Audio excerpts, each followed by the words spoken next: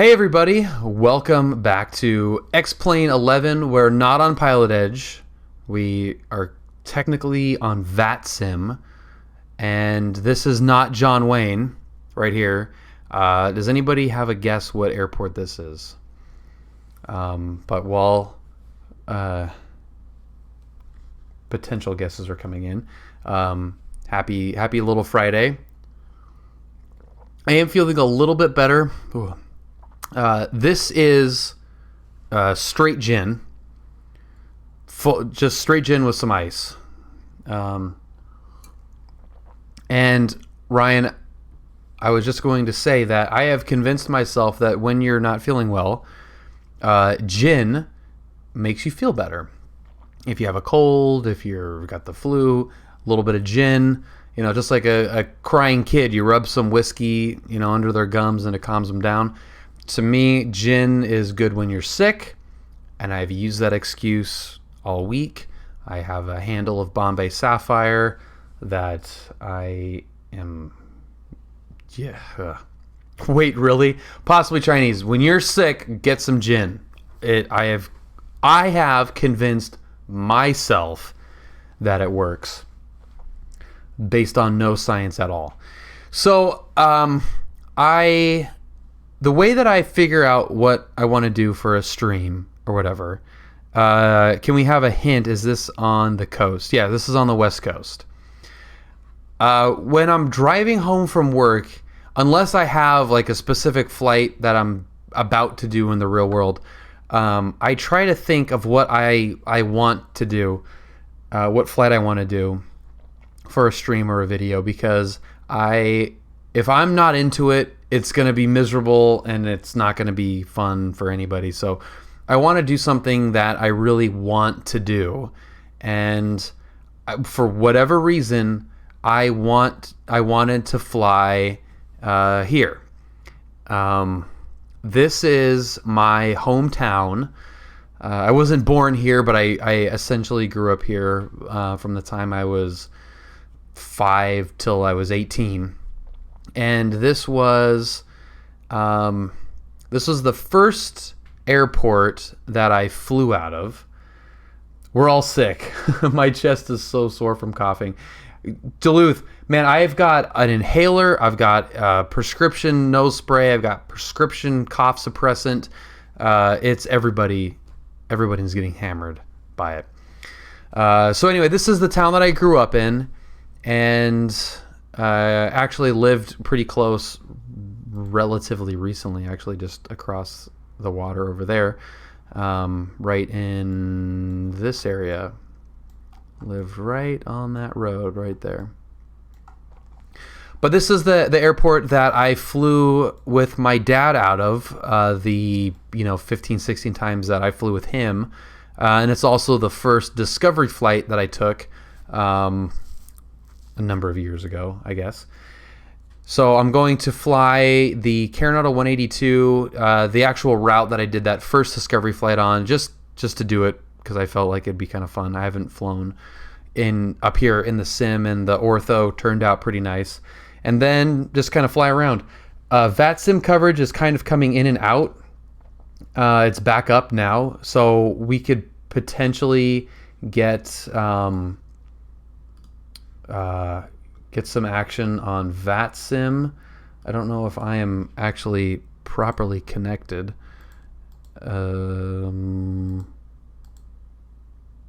I was not. Okay, couldn't find VATSIM. All right. That's because I had to disconnect. So there is that. Nope, that's cancel, not connect. Do you believe me that was straight gin yet? Connected and connected. There we go. All right, now I should pop up on the map. Hopefully, maybe.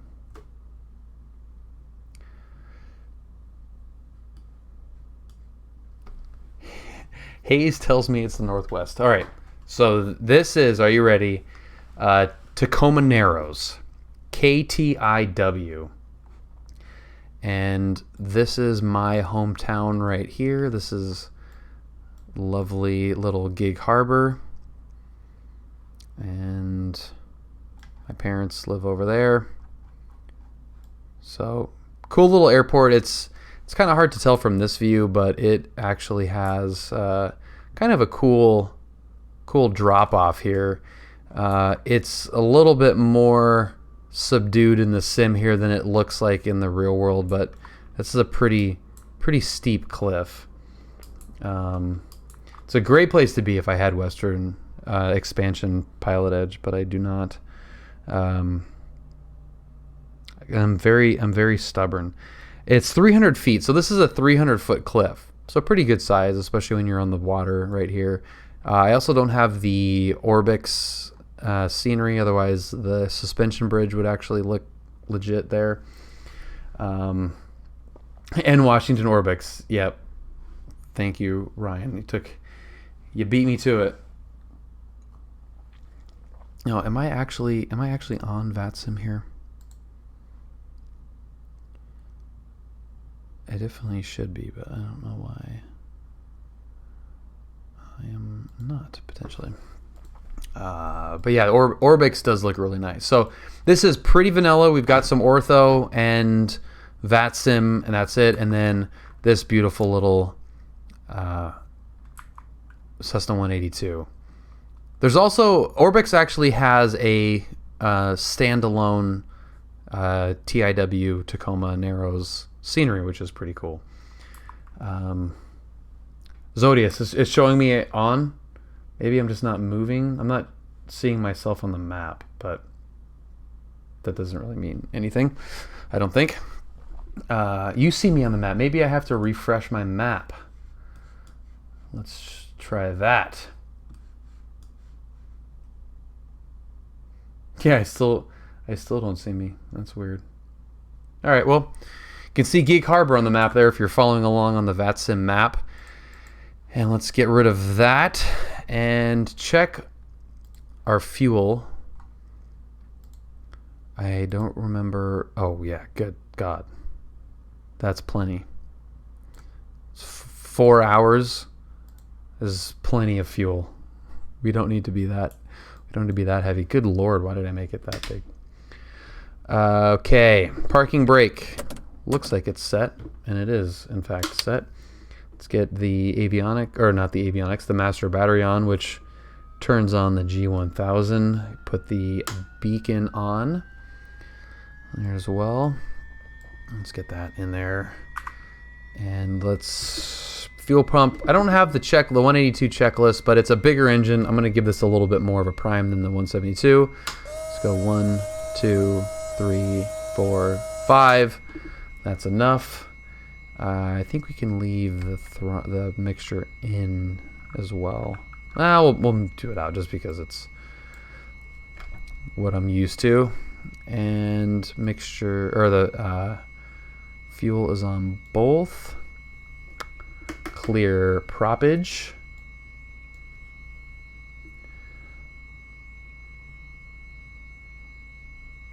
Standby battery switch to arm. And it just starts right up. This is definitely not a rep pack, is it? Okay, let's get the second screen on. Look at that.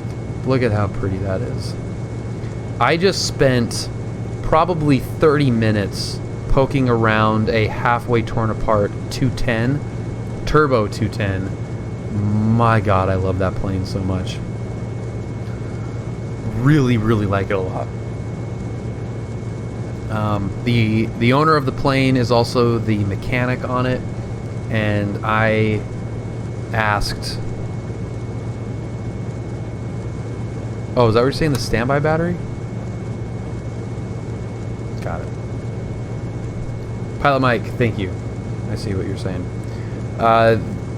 These Cessnas, the more that I learn about them and see them torn apart, the more I appreciate them. These are cool. These are really, really cool planes, and very super useful. They may not be the most exciting things to fly, but they're cool. I still prefer low wing. I won't probably ever back down from that, but given the usefulness of these planes and just like they're freaking bulletproof, you know, 172 is fine, but it's like the bigger Cessnas that are to me really impressive. 182, 210, 206. They're freaking awesome. You fly one for the Civil Air Patrol? Nice. Below minimums, the one frickin' time anybody ever uses Nightbot, it hasn't been updated. I updated it last time and I forgot to update it this time. So maybe I'll fix that, maybe I won't. Yeah, the look of the low wing is great. I don't know. I mean, they're freaking airplanes. I love freaking airplanes. We are flying in Tacoma, Gig Harbor, Washington, actually, to be exact. I will update this. So below minimums, if you ATIW.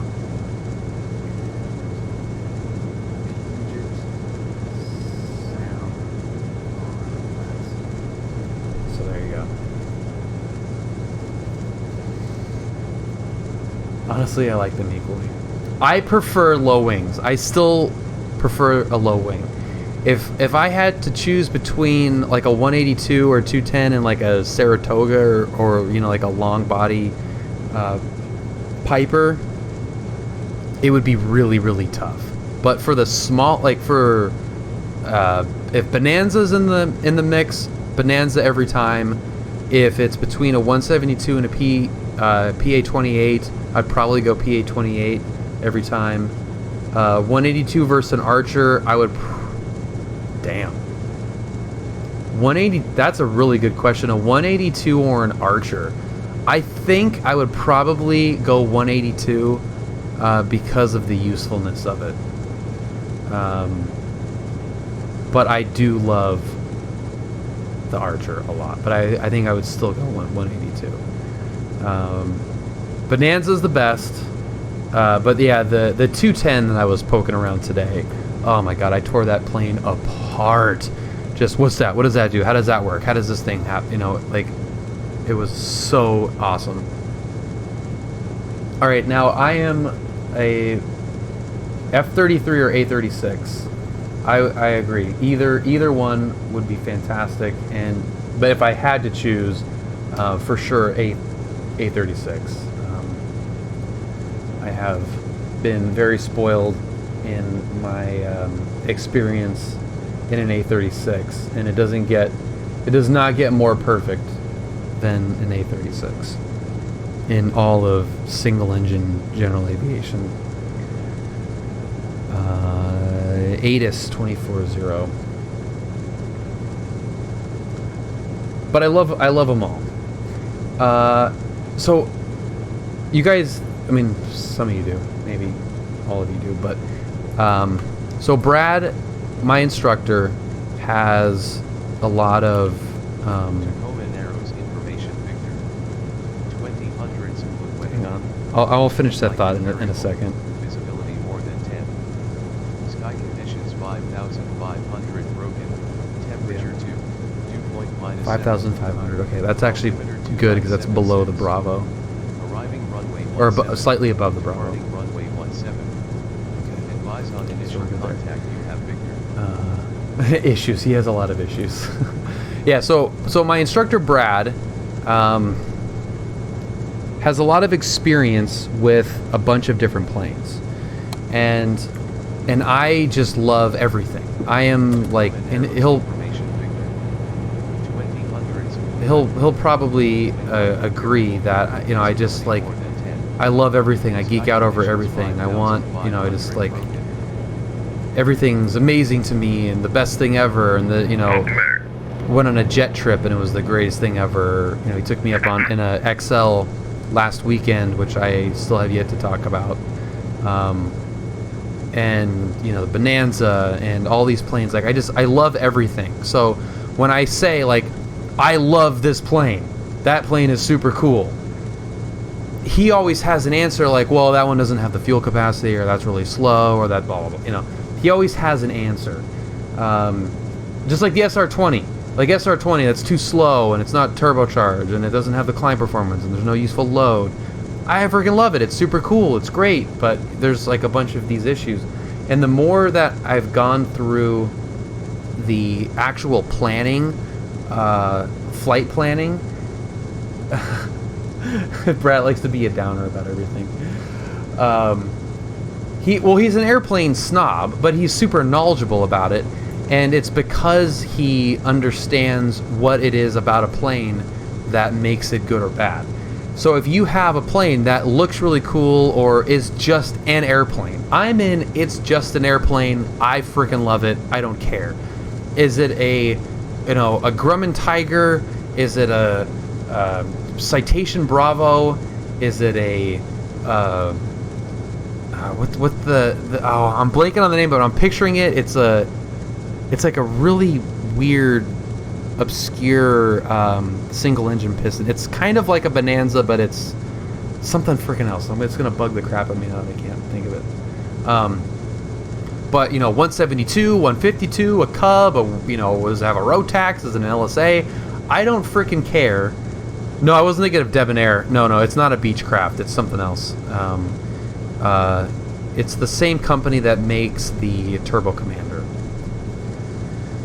I guarantee you, Yoshi, you're gonna figure it out. It's the single engine piston from the company that makes the Commander.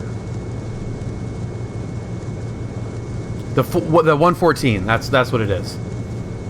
Draylog, thank you. Yeah, that's exactly what it is.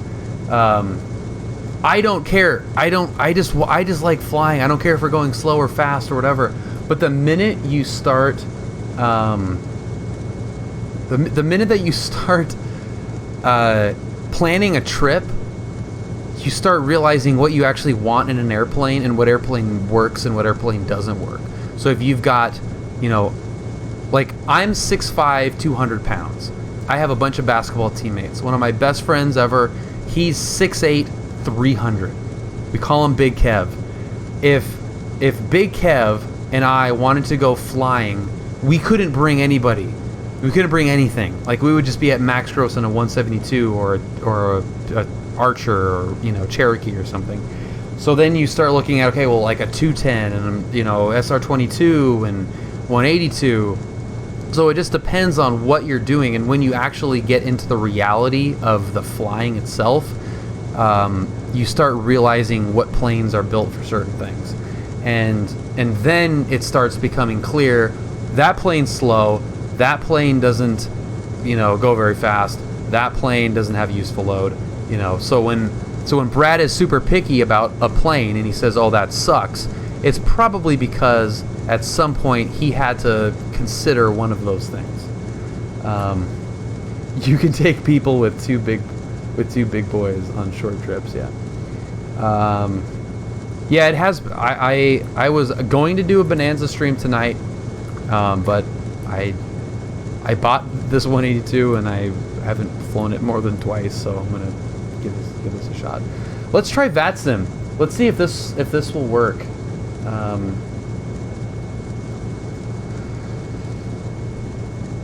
Seattle Center, good evening. Skylane 20 November 204 Lima Echo at Tacoma with information Victor, taxi for a northwest departure.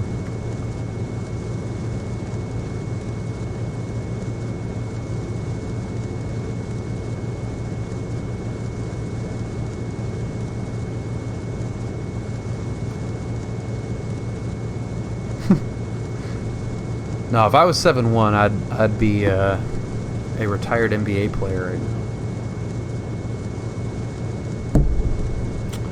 Okay, taxi 17 via Alpha, Seattle Center. All right.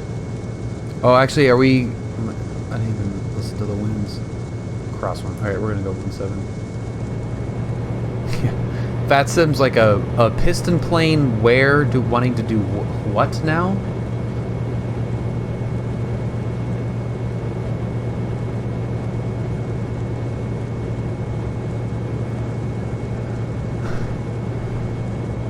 Maybe we'll call him up later.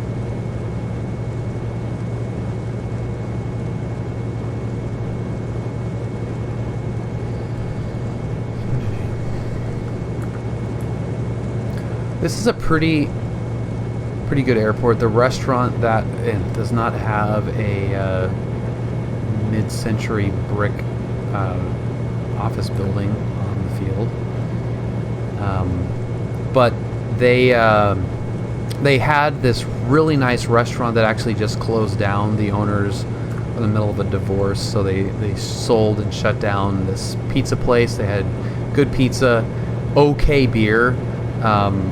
Speaking of airplane snobs, I'm a slight beer snob, and it's not really snobby, it's just picky. Like, I don't like overly hopped for the sake of being hopped beer. And Seattle area beers, oh my god, they put way too much freaking hops in there. I don't like their beer scene. So it's okay beer if you don't get an IPA. And good pizza, but they shut that down. They've got like a cool little observation area. It's a pretty cool airport. It's just not very busy. Yeah, well, a lot of these like new burgeoning beer, what do you want to call them? Areas are kind of all the same. I was going to take this off and now I'm not. More hops does not make it better. Does not make it cool. California, Colorado, Chicago actually has some good beers, in Pennsylvania. Those states seem to have the best IPAs. All right, let's see if VATSIM works. Oh, you know what? I may have been hitting the wrong button. Seattle Center, Skylane 204 Lima Echo, on the ground at Tacoma with information Victor, departing VFR to the northeast.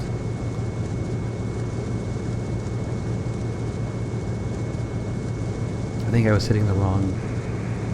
Aircraft calling, is that November 204 Lima Echo? Yeah, affirmative, 204 Lima Echo, Skylane 182 Slant Golf. Colorado beer. Skylane 4 Lima Echo.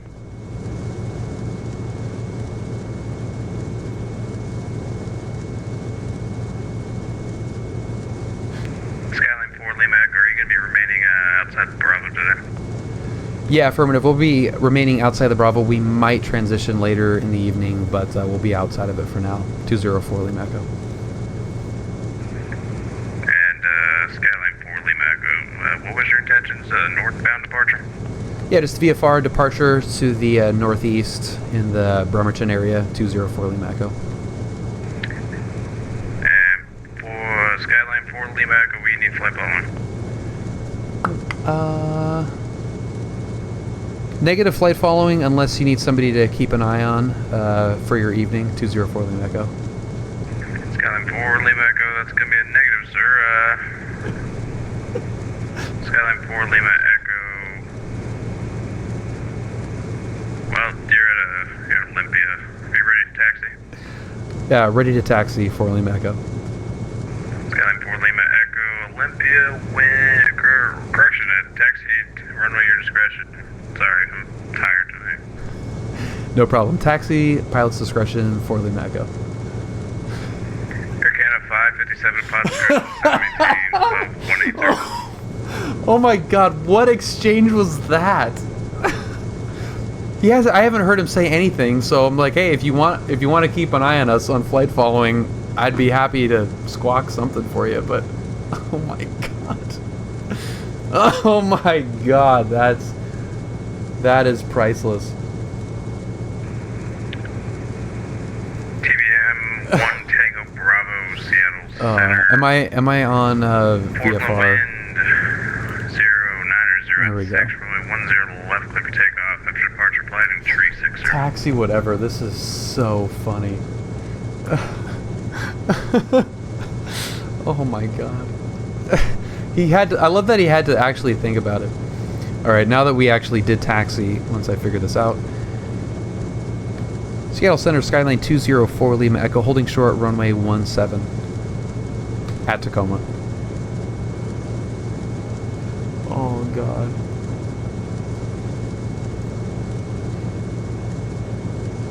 Something tells me I'm going to love VATSIM. Skyline 4 Lima Echo, Tacoma, narrow winds 170-9er, runway 17, clear for takeoff. Northbound departure approved. Clear for takeoff, runway 17, northbound departure approved, 204 Lima Echo, thank you. Okay. Alright, so... Skyline 4 Lima Echo, let's make that a right turn, northwestern departure. Okay, right turn, northwestern departure, 204 Lima Echo. Oh my god, okay, clear to the right, clear to the left. Canada 557 Seattle. Oh my god. That is hilarious. QEM 1 Tango Bravo. It's so good though. Like it's not even... 1660 before departure. Oh shit, what did I just... Squawking 2000. What the hell is this? As soon as convenience, can you change your squawk code? Nothing to see here. I didn't just pull onto... I almost did a reverse Harrison Ford. Approaching runway 17. What's up, Dave? Runway 17. Yeah. 4,900 feet. Oh my god. Tango Bravo, radar contact. Okay, now we're clear to the right, and now we're clear to the left. 240. Let's rip out of here. 360. We'll get you direct Cougar soon. We got a 5,500 foot ceiling. We got full power. Everything is in green. Center line's looking good. Airspeed is alive. 65. Rotation station. TM 1 Tango Bravo, let's make it a left turn now, heading tree 20 for terrain. There. There's the back seat view. Let's pull back the prop. We don't need all that racket.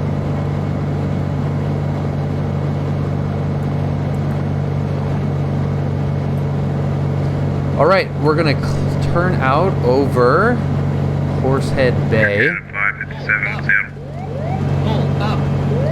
Quasar, what's up? Resilocks, thank you very much for following. Welcome aboard. There's Canada 557 Seattle. Fox Island. Canada 557 too. Canada 557 upon discretion, set and maintain 5000.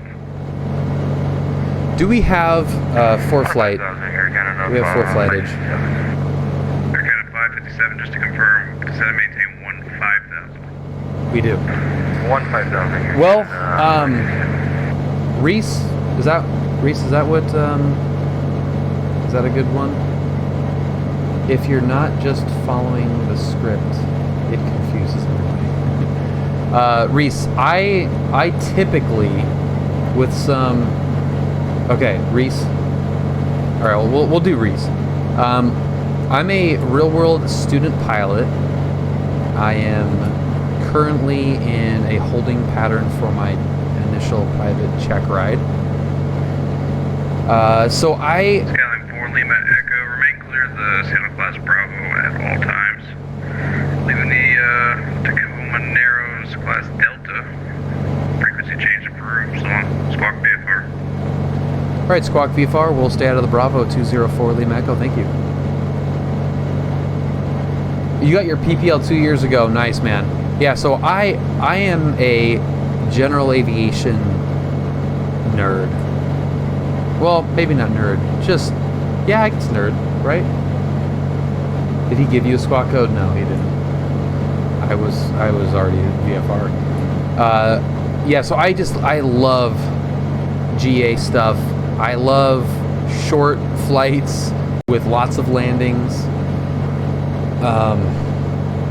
So I try to stream a lot of the real world stuff that I do, as well as just GA stuff. Not any of the tube liner, but I Hey, yeah. bird, whoa, buddy.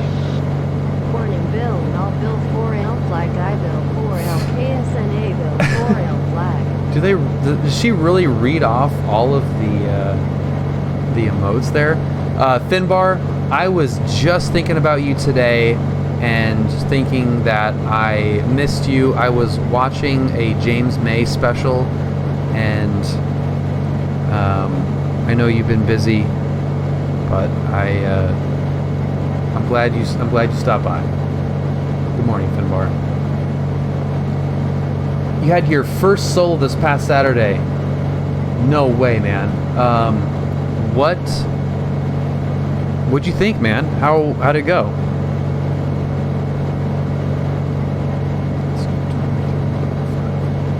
That's huge, man. What plane were you in?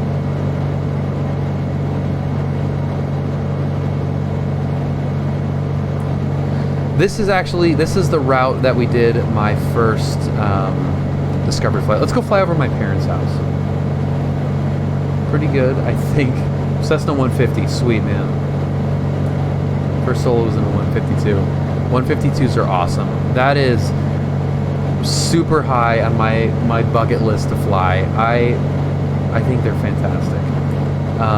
My dad and mom had a 140, which is essentially a 152, just with one fewer wheel. And they're super cool. I think they're fantastic. Okay, we're gonna fly over my parents' house.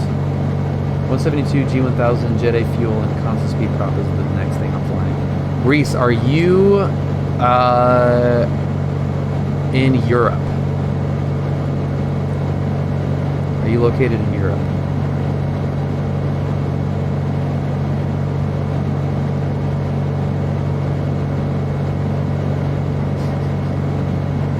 Awesome. Nice, Reese. Yeah, Eagle. I had that thought that flying, like just picturing, hey, Julia, do you want to go fly to wherever? And actually going like, there's an airport, let's go land there. And just do a touch and go as many airports as I can.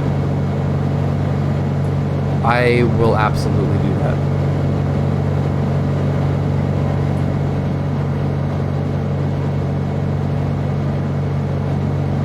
Okay, let's do a little orbit over Mama and Papa Ferrelli. You may have heard my mom, Mama Ferrelli, in such audio cues as this.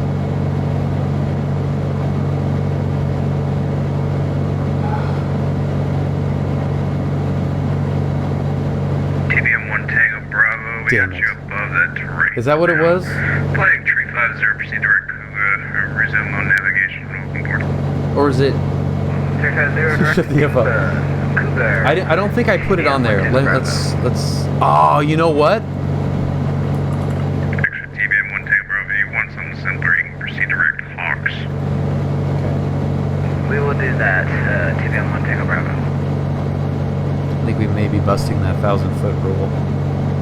Piper in Vero Beach, Florida, has a production. Seattle, Tacoma International Archer. Airport. Archer with Jet A. Aircraft going second. Well, the Jet A is there diesel. ATIS for the Seattle Tacoma International Airport? Aircraft going, I'm working on getting one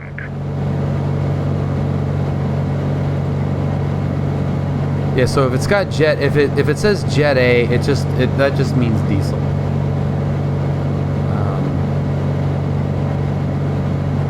Jet A sounds way better. Yeah. I fly a diesel Cessna. Doesn't sound as cool as. Alaska 2012. Fill her up with some Jet A, sir. All right, Ryan, give me a exclamation point. Shut up. See if this works. It actually might not work.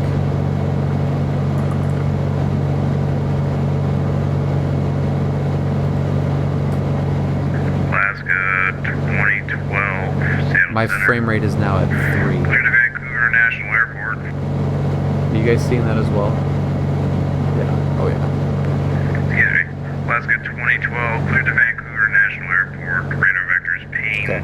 That's Georgia enough Grizzly 6. orbiting my parents' house. After departure, climb maintain 9,000 Club 20010 for departure. Departure frequency Okay, so 124.2 squawk is- 66 Teresa. Shut up. Here we go. Okay, this is my mother. Ladies and gentlemen, the captain has turned on the shut the f up sign. So please, be seated. Clear to Thanks, Mom. Airport, radar vectors, 2 ping. Okay, audio cues are back in action. Departure frequency 124.2. Climb via set. Ryan, have you not heard that one? I feel like you may have missed that one. Expect flight level 20010 minutes after departure. Bremerton traffic. Skylane 204 Lima Echo, 10 miles to the southeast. Inbound. We're coming for you. Bremerton.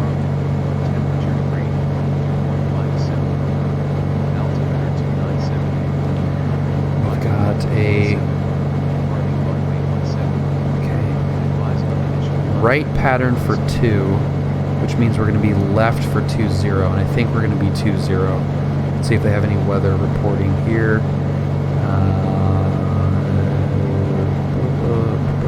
230 at 5, so yeah, so we're going to be runway 20.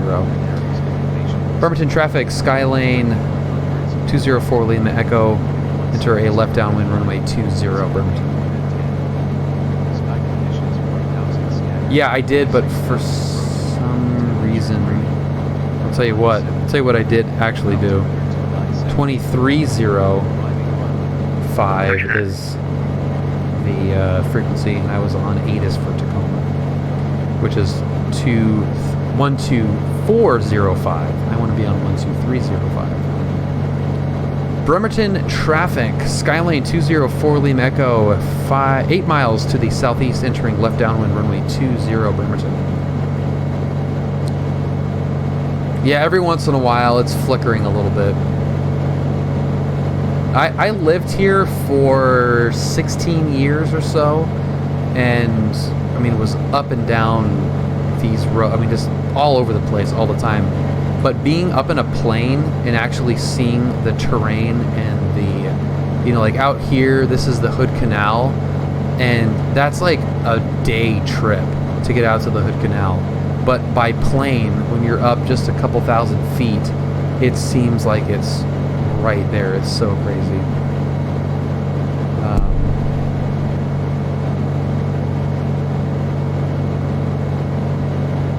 Yeah, it's pretty amazing.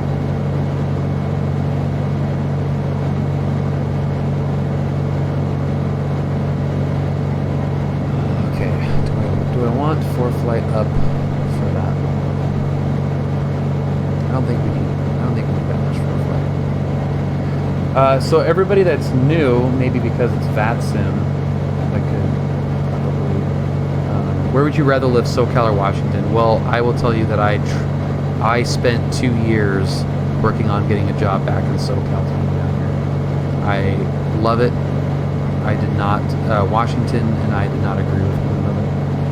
But for those of you that are watching that have not watched before, thank you for watching. And also, If you guys do like these videos, be sure to smash that thumbs up button. Also subscribe to the channel. and there are 2 instances of chatbot up. So what the frick? That's 176, turn right hotel, contact ground. See ya. Right at hotel, contact the ground. See ya. Bremerton traffic, Skylane 204 Lima Echo, entering left downwind runway 20, Bremerton. That was pretty tricky sounding. It was way too much Steve-O.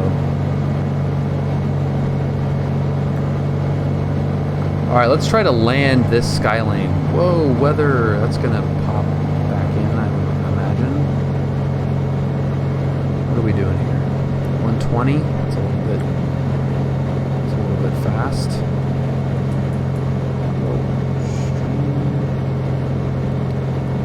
Trim. Let's pull it back. See ya! Who's in Bremerton? Is that actually somebody in Bremerton, or is that like, does VATSIM have a drone thing? I think that actually is somebody.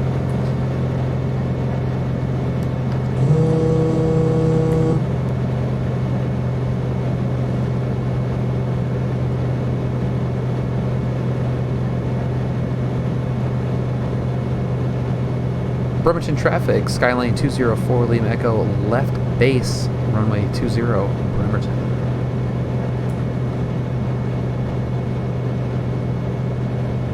Dude, did we get a rare winter evening of clear skies in Washington?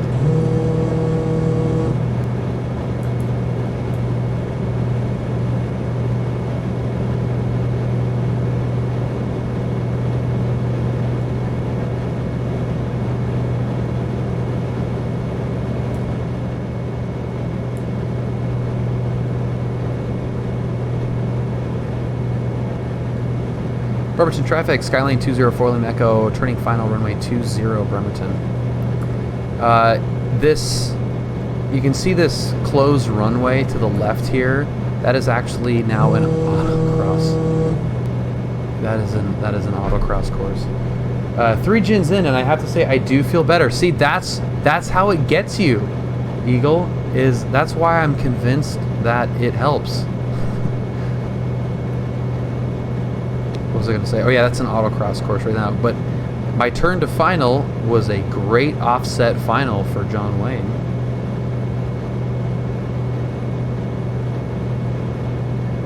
Let's make this a full stop taxi back. How about that?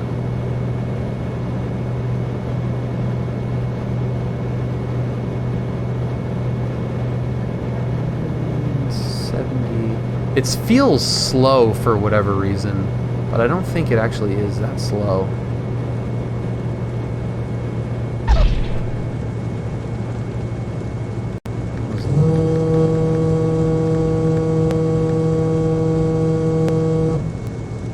It was a little less than elegant.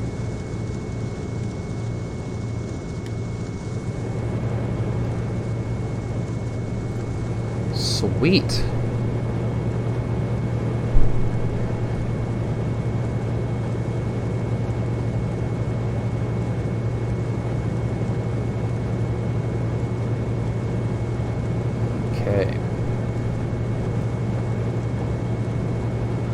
Bremerton traffic, Skylane 204 Lima Echo, cleared runway 20, taxi back for departure runway 20, Bremerton.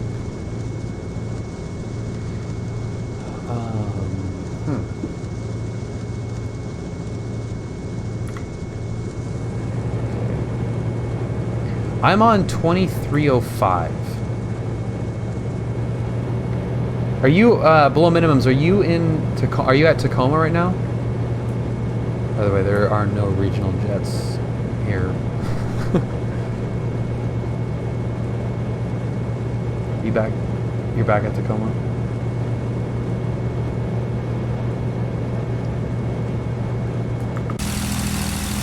Bremerton traffic, TBM, you 8 to the south, coming in runway 20. Sweet.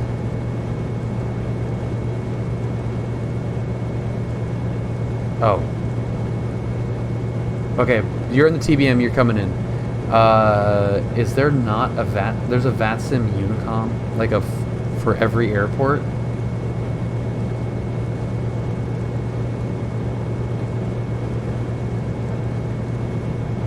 .22.8 is VATSIM Unicom. Learn something new every day.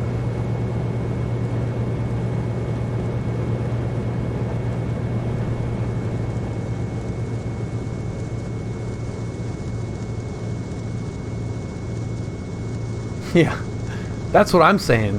Approaching runway 20. What is that crap? Bremerton traffic, TBM left downwind runway 20, Bremerton. Okay, we got him. All right, I will say that even though it's not necessarily realistic, I do like the super noticeable lights on VATSIM. Pilot Edge is impossible to spot traffic. That is great to me. I like that a lot. Yeah, and even the names, I don't really mind the names either. It's very PC gamery, but yeah, the lights the lights are awesome. VATSIM frequencies are the reason I pay for PE and the consistent coverage. Yeah, well, for me, there's no question that Pilot Edge is the better of the two. But there is something to be said for a free service that you can still get some fun out of. Yeah, I don't like not using the real frequencies, and I don't need to talk to anybody, so there's no reason to not use the real frequencies in my mind, at least. But yeah, it has it has its place. If you like flying tube liners and you do the FNOs and you kind of are flying all over the world, VATSIM's fantastic. VATSIM is actually the best thing about flight sim, I would say. If you take VATSIM out of the equation, I don't think flight simulation is anywhere near what it is. Still small, it's not like it's a huge industry, but it's it is as big as it is because of VATSIM, I would say. Pilot Edge is just the next level, and Pilot Edge does not exist without VATSIM.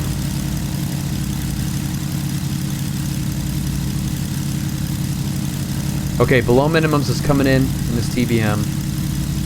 We're gonna get a sweet view. His high wing TBM, high wing piston powered TBM is gonna be coming in much quicker than it would appear his CSL would need. Okay, looking good. Looking good. Looks nice. Well done. Alright, we got 3 planes at Bremerton. Who would have thought you'd have Bremerton Airport with 3 planes on VATSIM? Bremerton traffic, Skylane 204 Lima Echo, departing runway 20 to the southwest, Bremerton. Bremerton traffic, TBM clear, runway 20, taxiing back, Bremerton.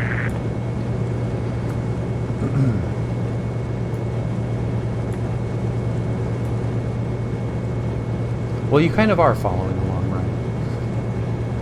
Okay, lights, camera, action. Let's go cruise the Hood Canal. Got full power.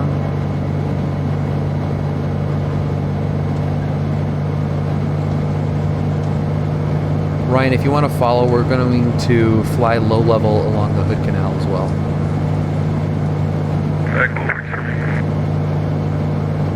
We're up. That marinate a little bit too long there.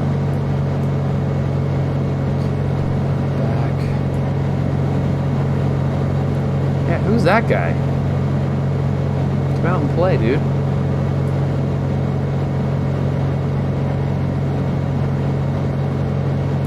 Bremerton traffic, TBM departing runway 20, Bremerton.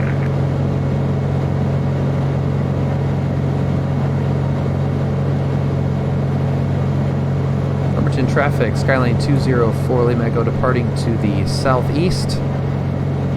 Heading to Fingers, Bremerton.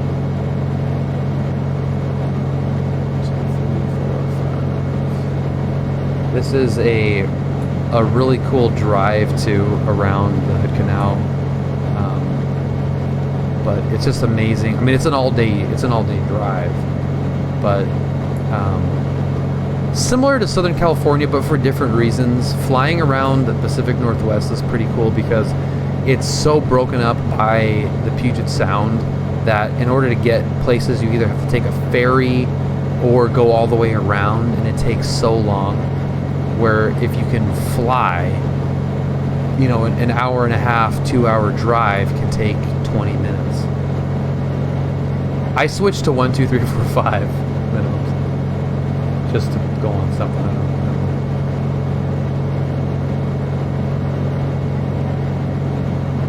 I don't know if you can see the Hood Canal on your charts, but it just starts right here.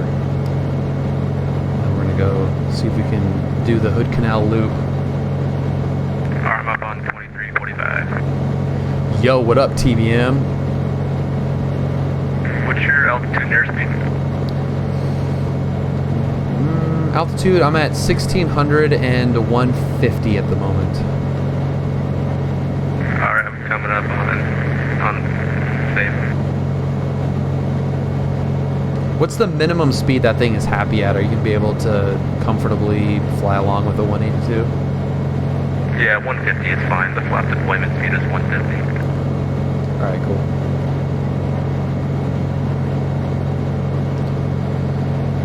So we are going to be... I mean, 1500 sounds... Alright, got you in sight. Cool. I think 1500 is a good combination of being low, but also not too low that the roads look really stupid. So there's 1500-ish. No, that's 1620. What am I saying? There's 1500. Yeah, so 1500 RPM or 1500 and 150. I'm getting 60 gallons per hour on the fuel burn. Nice. What am I doing? Jesus Christ. Okay, fuel flow. It's hard to tell what that is. 13, 14, 15.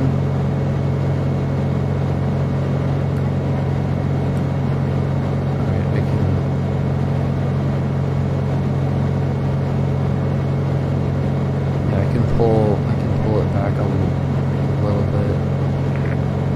There's 13. Okay, if I pull it back, I can get kind of 13.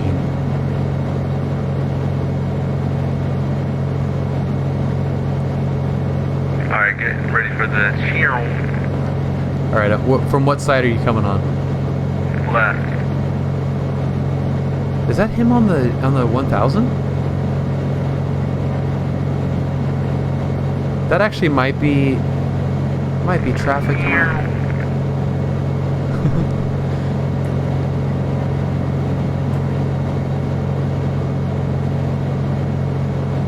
Yeah, I think that actually is him on the G1000.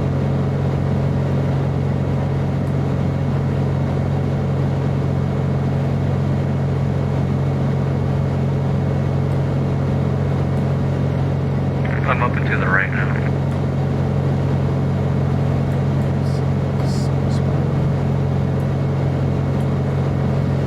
Yeah, above and to the right is a little bit in my blind spot. Yeah, those highways. Let's see if we can spot him. There we go. There he is. Alright, we got him. Fat Knuckle, what's up, dude?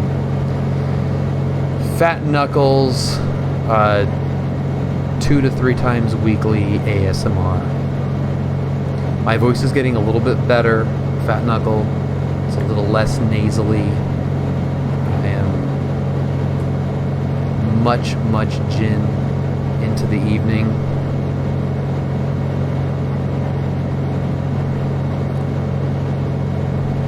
I don't sound like death. Well, thank you.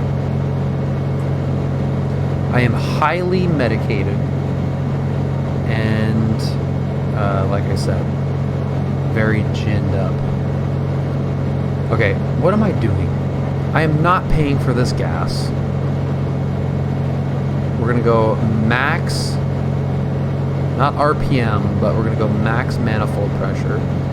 And we're gonna go into the yellow. We're Glad I'm not paying for this gas. And I just said, what am I doing with this thing pulled back to 13 gallons per hour? I am just gonna crank it up. 50 gallons per hour, though, is pretty absurd. Well, now with full power, I'm doing 90.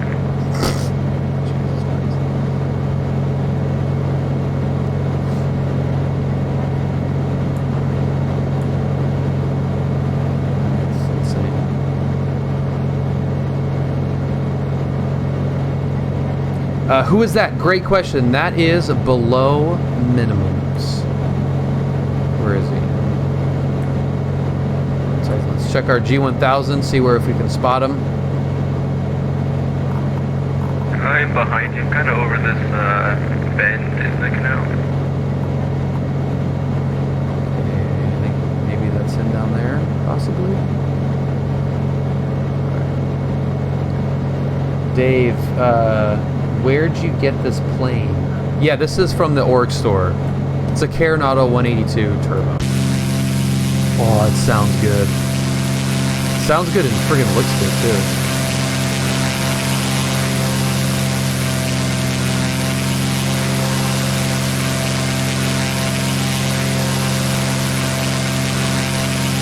I got you on sight again.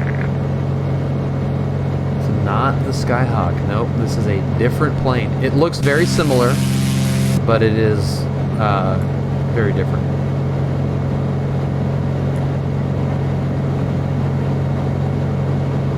And there's no bobble bill. Yeah, that's the biggest. That's the biggest bummer of it. 2200 to 160.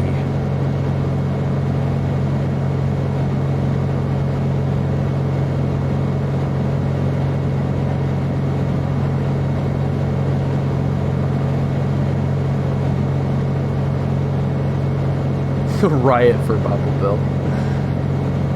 I gotta get a real one of those. Ryan wants the real ATC call. We got traffic, 12 o'clock, less than a mile, 2,200 Skylane. Traffic is me, 204. It's very fancy on the inside, yeah. It's very fancy. This is, Fat Knuckle, this is what is referred to as a glass cockpit. It's a fancy way of saying big screens instead of a cockpit, which of all of these, which are referred to as Okay, my glass has synthetic vision. What about yours? Mine does not have synthetic vision. Mine shows brown. That was a 16-bit call. It's a cockpit you can drink out of. And don't drop it.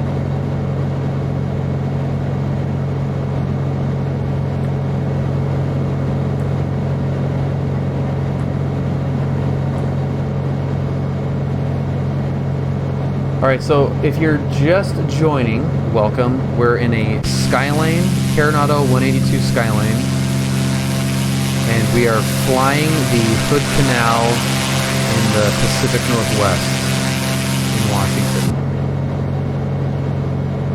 And the weather is cooperating.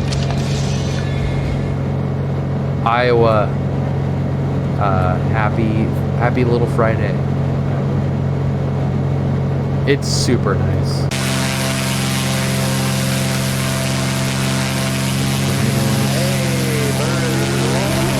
Buddy. Iowa. 19 months? How does that math even work, dude? Iowa, thank you for 19 months of always entering with exclamation point birdie. That's amazing. That is super amazing.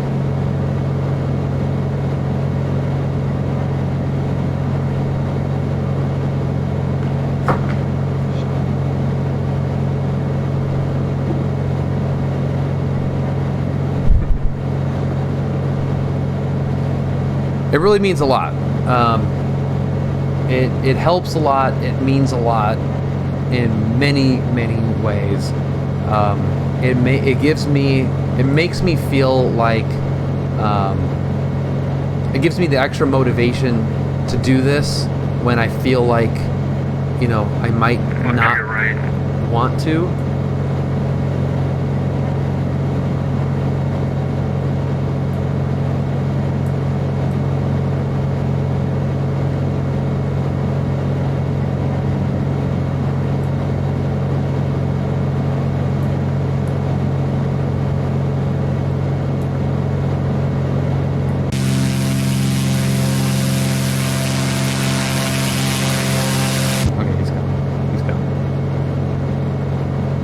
Yeah, it gives me the motivation. I wonder why it shows me so far back. I'm right next to you on my screen.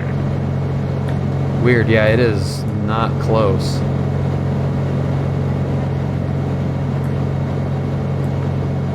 Yeah, it shows you directly behind me right now. Yeah, right now I'm in front of you. VATSIM.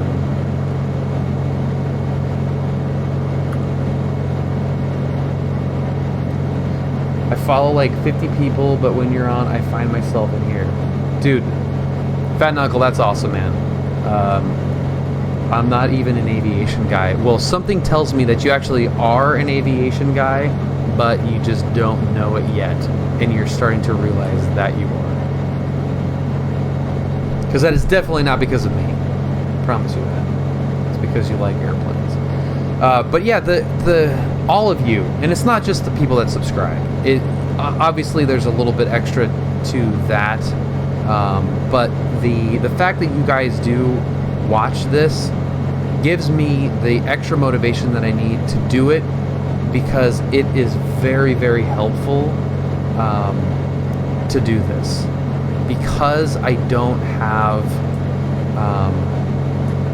access to or the funds to fly as much as I would really want to. And part of that too is because of that I don't have the license yet. Hopefully when I do have the license, because I won't be it won't be so dependent on Brad's schedule for me to fly. I'll hopefully be able to fly more potentially, but doing these streams, as fun as they are and as much gin as I have and whatever, it really is helpful to load up in the sim, click all the buttons, go through all the terminology on the radio, think about certain things to maybe a degree that is less than realistic.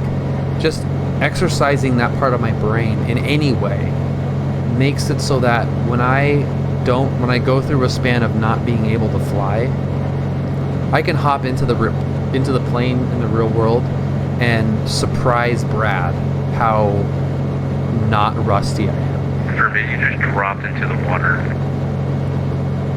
Dude, what the hell? Is it like that often, or is this kind of a rough night for VATSIM? I don't know, but for me, you're flying like 100 feet above the water. I can see you're now ahead of me and a little bit low, but I am definitely at 2,700 feet. Okay, so tell me, if you had to land right now, where would you put her down to continue our conversation from last stream? That's a great question, and what I would do is I happen to know that there is a pretty wide main road that follows the Hood Canal right here. So this is actually where I would put it down, and I would circle until I could land right here. I've actually driven on this road, and I know that I would be able to land relatively safely. The second location that I would probably pick is this marshy area right here. It's a little sketch, but it's better than in the trees. But that being said, you also have the option of the water. The problem, but don't you have to worry about cars? Well, okay, Ryan, there is no beach here. nice below minimums. Yeah, that is not what I'm seeing. There's no beach here, unfortunately, so there isn't like a sandy place to land. Sand and water are pretty dangerous because they're really soft, and there's a chance to flip over. And exiting an airplane in an engine out emergency upside down is not good. There's always a beach. Well, the beaches here are like really jagged rocks. So if you can land on a road, that's typically more preferred than water or sand, because you'll dig in and cause a bunch of potential a bunch of problems. There have been, to my and Brad's knowledge, and then via transitive properties, my knowledge, no instances of airplanes either being rear-ended by or rear-ending cars on an emergency landing. I'm sure it has happened, but it happens so infrequently that there isn't much documented instances of that. So looking for a road, if there's no other options, is better than the water. But if there is not a really good place to land road-wise, like it could be electrical wires or obstructions or trees, like there's a lot of roads that are just lined by big trees, and it's really, really tricky, or it would be really tricky. You do always have the water, and it's not ideal. So where Fat Knucklehead asked, I would have chosen that spot to land. Right here, like here's a good example. The road cuts in right there, and it's just lined with trees. So in this case, if I could not glide anywhere except for right here, then I'm gonna try to land, somewhere in shallow water. Okay, but to land on the road, you could call the tower and ask them to send police to clear the road. It would be not enough time. Yeah, if you're an emergency, if the engine quit right here, no one's clearing the road. It's just you just land and hope for the best. This is the Bangor sub base. Here's a little story time. This is the Bangor sub base right here, and it is a restricted area from the ground to 2,500 feet. My dad and mom were flying in one of their planes. I don't remember which one, and it does not matter. They flew so close to that they turned on the spotlights and the sirens. Made sure that they did not get any closer to restricted, or not restricted area, prohibited Papa 5. Think if you had retractable gear, I would feel better about water than fixed. It's the gear thing that's going to dig even deeper. Good point, Eagle. Yeah. So for this plane being fixed gear, I'm going to do my best to avoid a water landing or beach landing. So like Ryan, for example, Max, good evening. Ryan, for example, when you mentioned the beach, even when we're flying up PCH, where it's like sand and smooth and potentially not a lot of people in some places, if you've got your choice between Pacific Ocean, Malibu Beach, and PCH, I'm picking PCH out of those three. I'm on pilot edge, afraid of messing up. Should just screw up and fail until I get it right. Dave, that is a great question, and I did do that when I started. If you're on pilot edge and it's your first time, what I did, I'm not going to tell you what to do, I'll tell you what I did. Max, PCH is Pacific Coast Highway, so Highway 1, like the famous road where all the car commercials are, and the, what do you call it?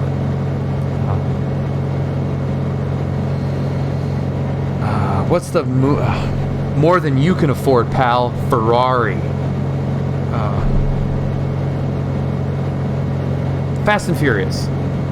That whole scene that was on PCH. But what I did, Dave, is I listened to liveatc.net all the time.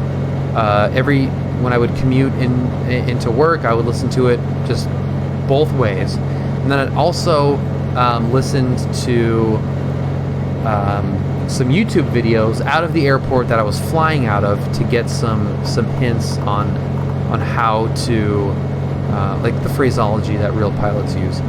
I used all real world material. then I got into the sim and I kept it short. I just went out of one airport and I taxied, I departed, I flew around and came back. And I did that a couple times until I was able to venture out to different airports, and I just started adding certain things. So that's how I did it. I did the Cat 1 rating just to do it. Cat 1 and 2, I think. And then I stopped and I focused on the real world stuff. And then I went back to the Cat ratings and did those kind of when I had already been comfortable from my own study. The Cat ratings are really, really good, but they also hold your hand throughout the flight in what you should say. And if you're really, really new, it's very easy to get into the mode of just following the script and not being able to adapt to certain things that ATC is telling you. I'm not saying that it's wrong to immediately do the Cat ratings. I'm just saying the way that I did it is I focused on one airport. Buddy. Oh, cool. Ring Police, thank you so much for 3 months, man. I really appreciate that. How long did it take everyone to be decent? I think it's different for everybody. By the way, this is the Hood Canal Bridge. It's a floating bridge. Pretty cool. Right there. It's also a drawbridge. Yeah, you're still 5 feet above the ground for me. Dude, that is so lame. Come on, VATSIM. But yeah, so what I did... There was one point where you just dive bombed it to the ground and then you just stayed there. Yeah, maybe this is an amphibious 182.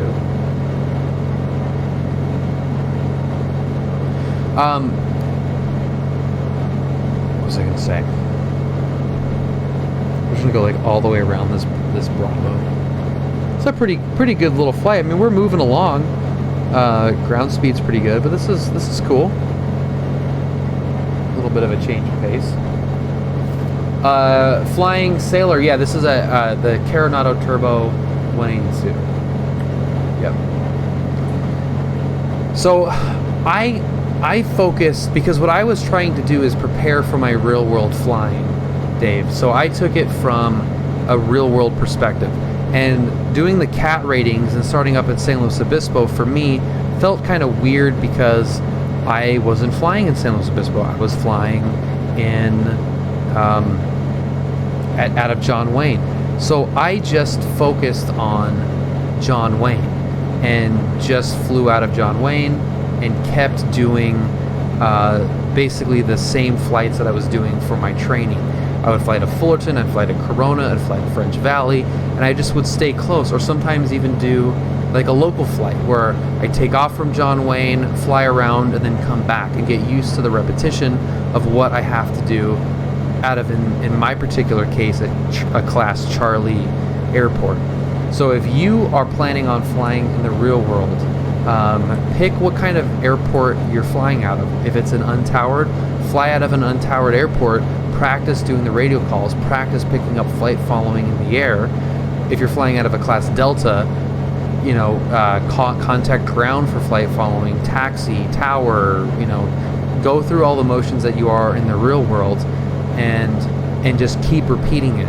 It's the hardest thing to do. My airport is towered. Cool. So pick a Delta airport in Pilot Edge. You know, go to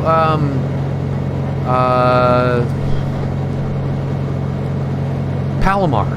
Go to Palomar and just like pick an airport. Say Palomar is my Pilot Edge airport, and just say, okay, I'm going to learn everything there is about flying out of this Class Delta airport, and go through all the motions. Pull up the taxi chart. Get taxi instructions. Park in different locations so you get different taxi instructions, and you just keep repeating it. And it's really hard to do in the simulator, especially because you can load up in a 737 and try to land in St. Bart's, and that is fucking fun and really cool. Or you can load up in the SR-71 Blackbird and try to get from LA to New York in 2.5 hours. That is really cool and really tempting. But if you're really trying to learn the radios, what I found for me, and I'm not saying this as like you know, everybody learns differently, but for me, the repetition of doing the same flight and imagining like, okay, I am in real life going to the airport and I'm going to get in the plane, and I would just like, before I start a flight, I would actually imagine like driving up to the plane and getting out and walking up to it, opening the door, unconnecting the tie downs, and like actually going through the motions for real that I would be going through in real life. And then, okay, now I'm sitting in the plane and I'm starting it up and I'm getting to ATIS and I'm taxiing. And really taking it seriously, it takes a long time, but it doesn't take that long. It takes longer than just firing it up on the runway and go flying around in the sim. But it's just like really, it exercises your mind and tricks your mind into thinking that you're actually doing this for real, which, as far as your mind's concerned, you are. And I did that so much that by the time I got in the plane for real on my Discovery flight out of John Wayne, which is a busy Class Charlie airport, on my second Discovery flight, it was like I've been there a million times, because I had in my head. So I got clearance, I got the taxi instructions, I knew exactly where to go and what to do. And you might be living in a location that Pilot Edge does not cover, so you won't have your exact airport, but you can have an airport that's similar. You can find an airport with the same runway, so you're saying your same call sign and the same runways. Ring Police, Bill, does your flight school aircraft have autopilot? Yeah, I have a private instructor, and the plane does have an autopilot. You climbed up again. What was that, Ryan? You climbed up again, back up at altitude. Okay, I'm at 3,500 right now. What are you showing me at?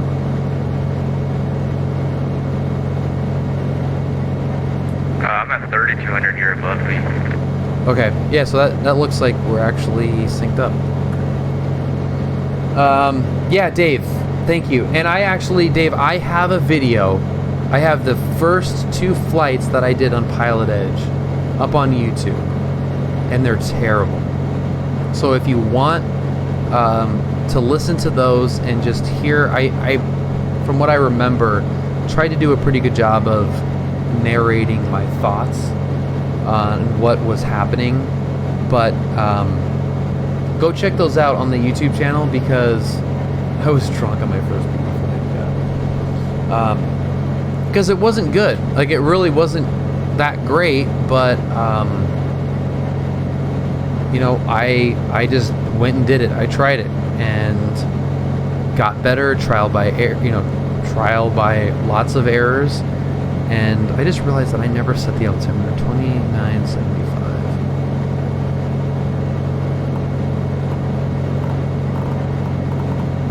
I think most Cessna drivers would be freaking out. Trucking. Not yet. I am in a check ride holding pattern at the moment, but I am pre-check ride.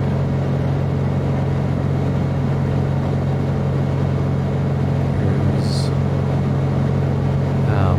Payne Field. This is a madhouse. This is where one of Boeing's factories are. Look at that. Oh my God. What is happening there?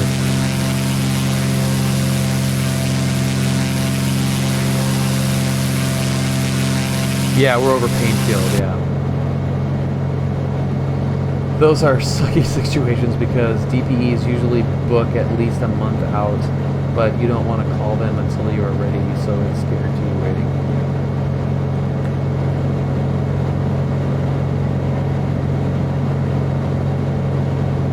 Yeah, it's a cool field. I am taking a risk for my CPL, booked a month ahead with 25 hours to go still. Well, you can always cancel.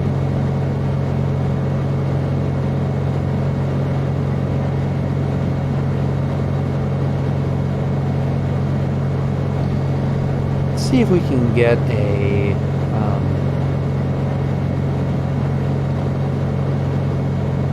potential.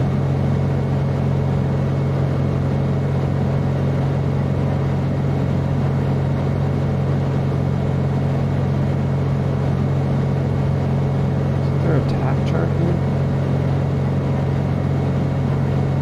I'll have to pull it up on the Skypack chart.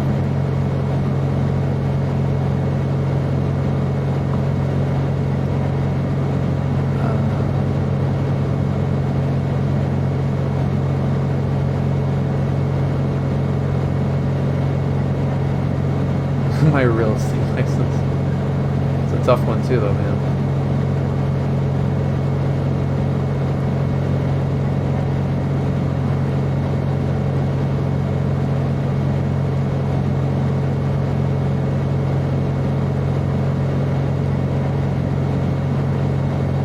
So it does have a tack, but it doesn't.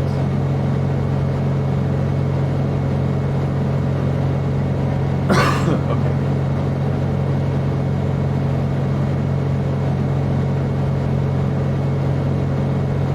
So this is what I'm looking at right here. This is the tack chart.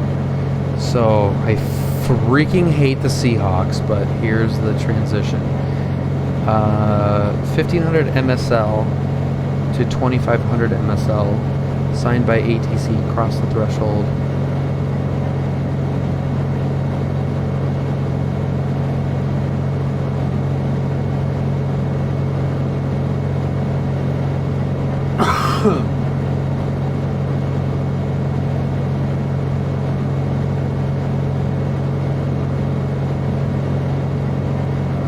Is this guy still online?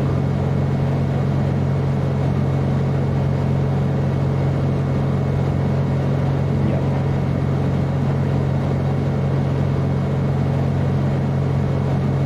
Okay, let's try to do a little transition here. I still hate this damn written prep. Ryan, it's just don't worry about it, man.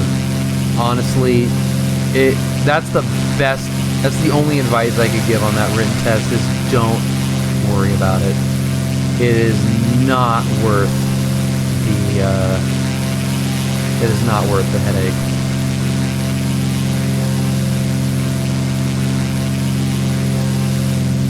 Dude, how freaking good does that ortho look?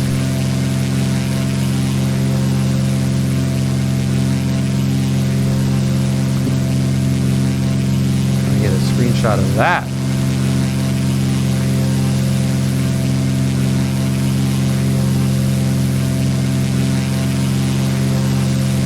Oh, that looks stupid.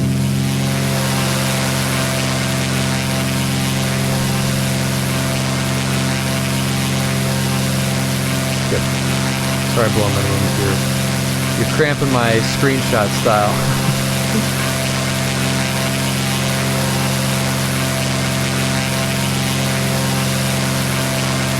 That looks super good. Are you going to transition the Bravo? I'm going to attempt a Bravo transition, yeah. So we gotta be below 5,000 feet. Should be good. What type of clouds does the TAF have? Reads the TAF and sees overcast, but overcast is a ceiling layer, not technically a cloud type. So, okay, Ryan, this is what I really liked about the M0A prep stuff, is they teach you, it's not like it's not a ground course. It's not a written course. It's a test prep boot camp. They teach you how to pass the test, which is different than learning every answer in the test, because it's so goofy. So what he'll say, like, you know, they'll ask something like this, you know, here's how you want to answer the question. Remember, we talked about this, and he kind of assumes that, you know, you've taken a ground class at some point. I never took a formal ground. You know, have kind of taken a formal ground, so I mean, you're more than prepared for the types of questions, but it's learning how to take that test and not getting frustrated with the ridiculousness of how the questions are worded. And that gave me the confidence to kind of, you know, learn how to take the test, not learn every answer of the test. So it's all semantics, and there's a lot of stuff as you found out about. They assume certain things. You know, for somebody like me flying out of a busy Class Charlie airport, there were a lot of questions about uncontrolled and towered and, you know, Class Delta airports that they assume that most people are flying out of Delta or untowered airports. So in my particular situation, there were a lot of things that, you know, I kind of had to think about, or, you know, okay, well, you know, in my case, you know, I would enter the pattern how the tower tells me to, because it's a Charlie, but in a Delta or an untowered airport, you know, they're probably looking for this answer. And not so much of the, you know, the really picky crap. Because it's really easy to get frustrated at that. Once you take the test and finish it, you'll be like, dude, why the fuck did I worry about this test? And that's exactly how you'll say it too. Why the actual ever-living fuck did I worry about the PPL written test? It is nonsense. It is stupid. You know what's really funny too is I got my driver's license, my California driver's license finally, after like almost 2 years, and I have my motorcycle endorsement. So the lady asked, like, "Are you ready to take your written test? Because you have to like redo the tests." And I just went like, "Yeah, whatever, I don't care." And I was like, for a second, I got kind of nervous, like, "Oh my god, I haven't studied. Like, what am I ready for this test?" And I just blew through both of those tests compared to, you know, what we study for in aviation. It's just like, you know, like, what color is the sky typically? Ring police, I do own a motorcycle. I do. You almost failed your driver's written? Oh my god.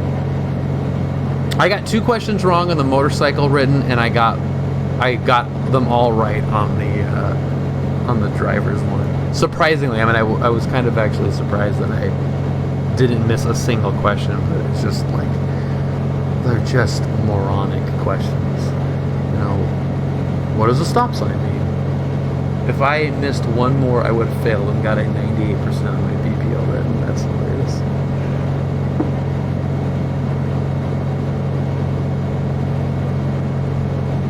But yes, Ring Police, I do own a motorcycle. Negative Ghost Rider, the pattern is full. And she is in not working order at the moment, unfortunately, but she is a cutie. Look at this frickin' ortho scenery, dude. Owns a motorcycle flag, yeah. It's not that kind of motorcycle. I am like 3 feet taller than Tom Cruise too.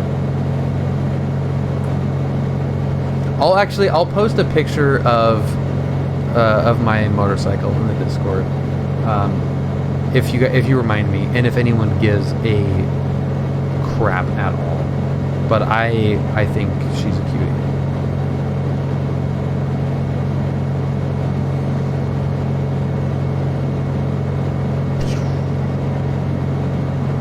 Why your TCAS shows me but mine won't show you. I don't know either. And it's showing me correctly for where it's showing you on my screen too. About a week ago, I contacted a guy about a CBR 500. He was selling it for $3,500. It retails for about $5,000. So really nice. Well, I have a Honda. How many hours do I have in real life? 53 total. 4 of them are in a Bonanza where I was sitting in the right seat but with my CFI. So I think it's somewhere around, it's like about 50. how many do you, well, I'm ready for my check ride. I'm waiting for the plane to get ADS-B, the examiner to open up his schedule, and me to knock off a little rust. Yeah, I got you just off my left wing.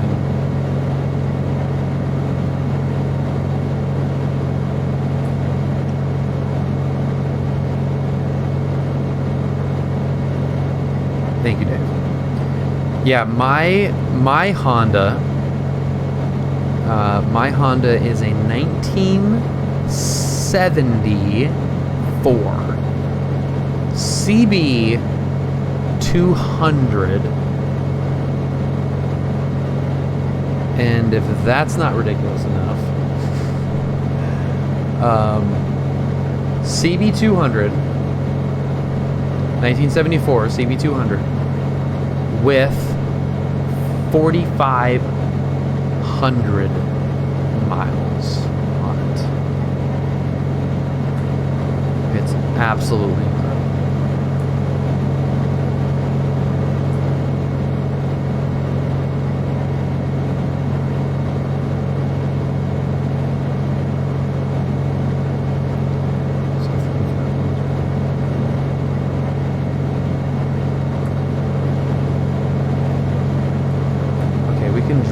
Okay, we're at 3,000 now, so let's drop to, we can go to 2,500. Yeah, what zoom level did I do this ortho at? This thing looks freaking money. Well, it is Bing, I guess. It's a Bing ortho tile, and this is Microsoft's country, so I suppose that makes sense.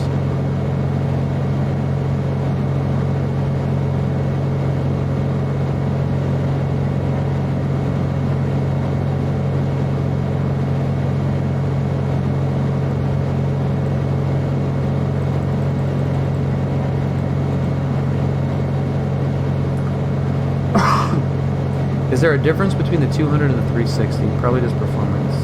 They look pretty similar. CT7.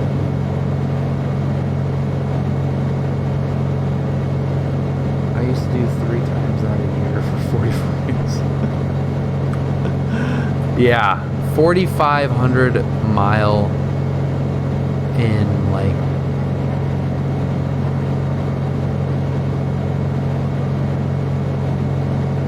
yeah, 4,500 miles in about 50 years. What's wrong with the bike? Just usage? Yeah, just it was a barn find. I got it with 1,200 miles, and I got it when I was 12. And from the time I was 12 to about, well, I guess I should say from the time I was 12 to 18, I put on 3,000 miles. So I put on 3,000 miles in a couple of years. What's up, flight?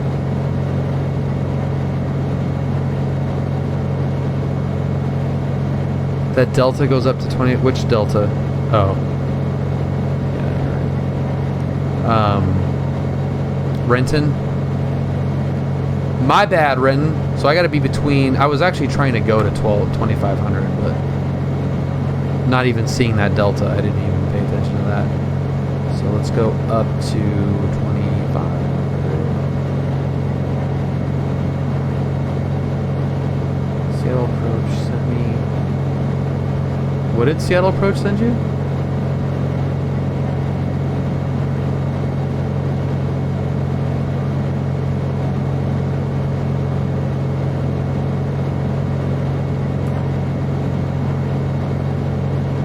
.2016 CBR 500R. Okay, yeah, I'll take a look at that.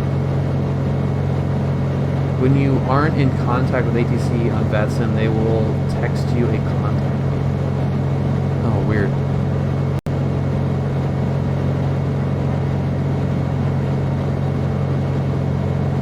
All right, I'm switching over to contact, or to approach.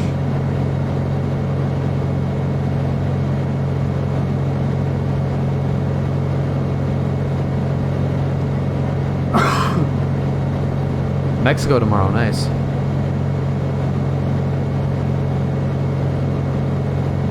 Whoa. What was that little...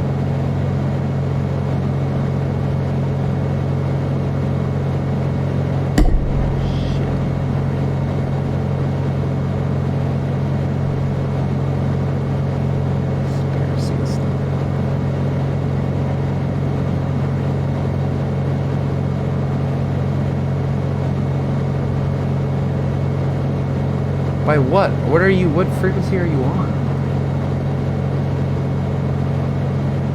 Oh, 24.2.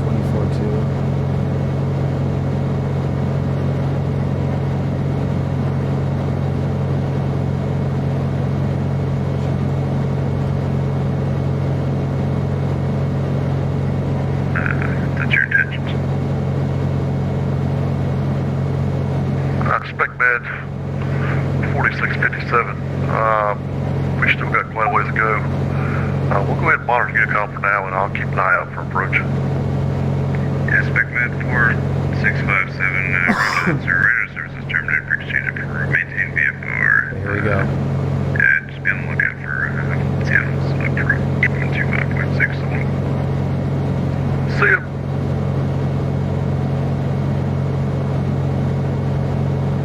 Potential aircraft Seattle Center. Excuse me, Seattle Center is now closed. Time is 0417. The water Unicom 122.8. Or Damn it. appropriate frequencies. Don't forget to check your matrix systems. See ya.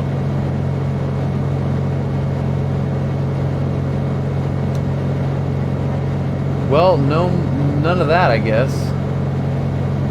So much for our Bravo transition. So much for also paying attention to which direction I'm flying.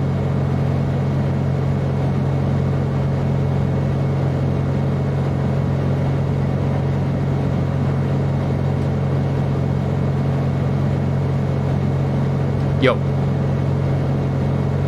Yeah, so Seattle Approach sent me a message telling me to contact him, and I say, hey, I'm not in your airspace, I don't have to talk to you. And he goes, well, you're heading into the Class B, and I said, no, I'm not. And he says, well, you're in the Delta. I said, no, the Delta goes up to 2,500 feet, I'm at 2,600 feet. Oh my god. So then he just rage quits? Well, then he said, don't be smart. And I said, well, I know what I'm doing. And he goes, well, if you're going to fly around my airspace, you may as well talk to me. And I said, nope. Oh my god, hilarious. Don't be smart. Oh my god. I even asked, like, I'll be on flight following if you want somebody to keep an eye on. He's like, negative. Oh my god. Alright, well, fuck that guy. I'm doing the Mariner transition anyway, so whatever.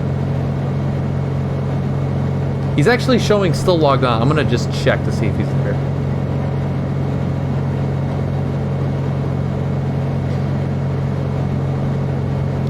Seattle Center, Skylane 204 Lima Echo request.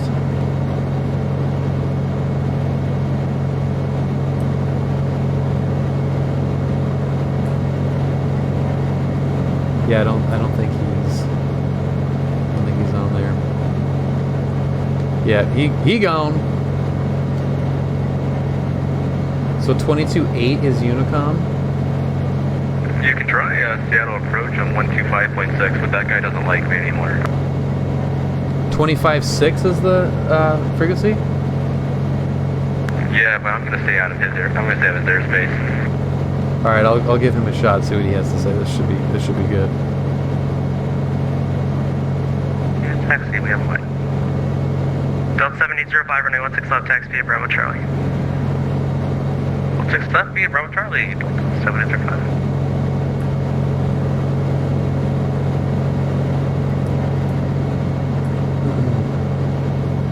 Alaska 1423, able to take a turn to final? Yes, sir. Alaska 1423, roger. Descend and maintain 3000 and turn right heading 130. Advise the Seattle Airport in sight on your rollout. It'll be at your 12 o'clock and 15 miles. Alright, we'll continue down to 3000, make a right to 130, and we'll let you know when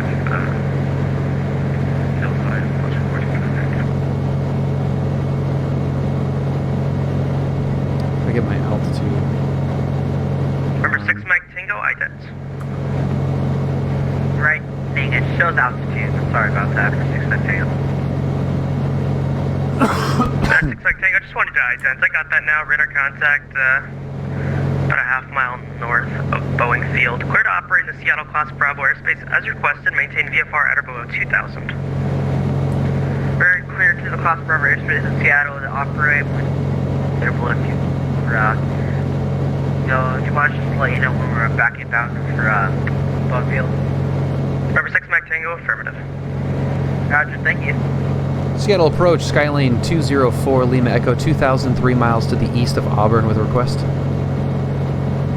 November, correction, Skylane 204 Lima Echo Seattle approach, squawk 1521, say request. 1521, we'd like to transition the Bravo via the Mariner transition 204 Lima Echo. 204 Lima Echo, roger. Hey, what was that squawk code again, 204 Lima Echo? Skylane 4 Lima Echo, squawk 1521. 1521. What's the altimeter for 6 Mike Tango? Number 6 Mike Tango, say again. What's the altimeter? Number 6 Mike Tango, you can, the Seattle altimeter, 29er, 7er. 29er, 7er. Thank you. Skylane 4 Lima Echo, verify squawking normal and 1521. I will be normal 1521. We got 1521, 204 Lima Echo. Yeah, I don't see your transponder on, though. I'm not getting your tag. Just verify that you're... Oh, there you go. November 4 Lima Echo, radar contact about 6 miles southeast of the Seattle airport. Cleared into the Seattle Class Bravo airspace via the Mariner transition. Maintain VFR at or below 2,500. Report clear of the Seattle Class Bravo to the west. All right, cleared through the Bravo via the Mariner transition. Will be at or below 2,500. Will report clear of the Bravo 204 Lima Echo. Thanks. Number 6 Mike Tango, traffic 12 o'clock, 4 miles opposite direction. Boeing 737 descending at a 3,000. Look at that! 3,000. There's a foreign Bravo transition. Once I figured out how to hit alt mode. Altitude indicates 1,900. Check. That's 1423 and Sweet. also report 12 o'clock, 11 miles. Low battery, thank you. Got 2 seconds. Thanks for that. That's 1423, roger. Do you have that traffic at your 12 o'clock? He's now 2 Charge your miles westbound iPad. at 1,900. Throw him an ident too. Throw him an ident. 1423, thanks. Maintain visual You got it, Tony? Visual approach, runway 163. Throw him an ident. Visual separation. This URL, what's up, dude? Happy little Friday. Happy Friday Eve. Altimeter 29er, 79er, for 6 Mike Tango, showing 78. You eat Bravo transitions for breakfast. And say that again. Birds. Yeah, supposed to like 7,800. Number 6 Mike Tango, the Seattle altimeter 29er, 7er. That's what I got. Just making sure. I'm gonna stay clear of the Bravo because this guy does not like me. That's 1423, runway 16 right, clear. That is really funny. Wind 140, correction 160 and enter. Runway 16 right, left. Dude, this is pretty rad. Musk 1677, descend to maintain 7,000. 1677. Okay, can you explain a little bit better for the noobs what the difference is between VATSIM and the other one you use? It's like a server. Yeah, so VATSIM is what we're using right now, and it's a free service. So these guys are volunteers, and when anything's free, it usually attracts a certain clientele. So VATSIM does have a reputation of being a little bit more unruly than Pilot Edge, which is the one that I typically use. The other big difference is the service area and times. VATSIM is worldwide and can be at any time of day, but it's spotty and it's up to whatever controller works that area. If he wants to go to dinner, it'll close for 2 hours, and if you're in the middle of a flight, it's going to be closed. Pilot Edge will be open, but on a much smaller area. Much smaller area for a determined amount of time. So it will be open from, I think it's 8 to 11 Pacific time, where pilot or VATSIM is open, like kind of. So that's like the brief version of that. Yeah. Private Pile, how's it going? Did you ask something earlier?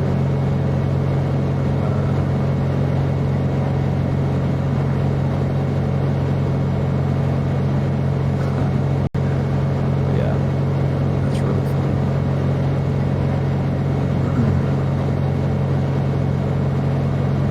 We're still in the Bravo, so I'm gonna not call the same.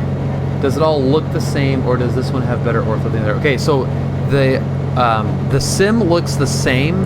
The visuals don't change. The visuals are mine and don't change no matter what I'm logged into. It's just the audio that you're hearing different. That is the difference. So yeah, visuals are exactly the same. It's whatever your visuals are. Okay, we are vertically coming up to being out of the Bravo, but also laterally. And there's like a weird delta. Seattle approach, Skyline 204, Lima Echo, clear of the Bravo. Aircraft calling cut out. What?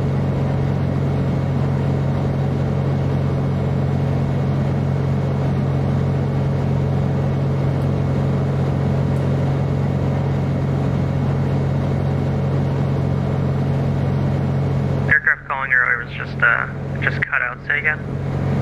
Seattle approach, Skyline 204, Lima Echo, clear of the Bravo.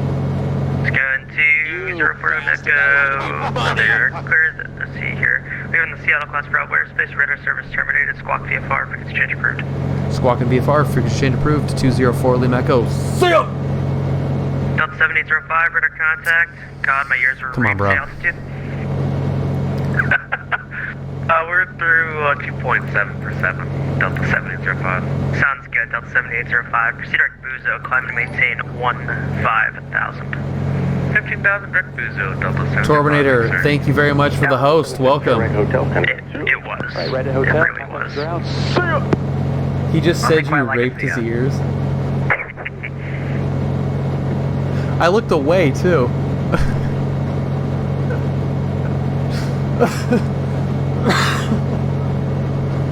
So I got a question for you, Seattle approach, like a legitimate one.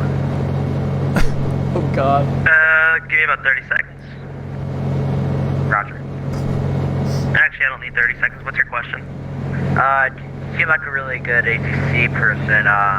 Do you normally do the Seattle area? I'll talk to you about it in PM, or if you want to come on the TeamSpeak, that's fine. Yeah, PM. I don't know what the TeamSpeak is. Thank you.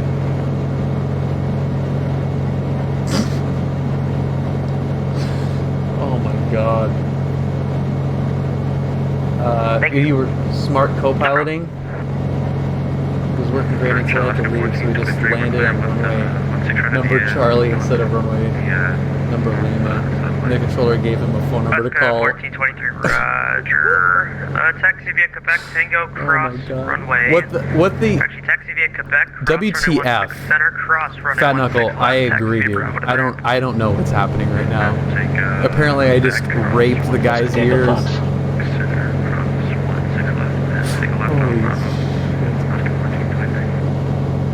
That is freaking amazing.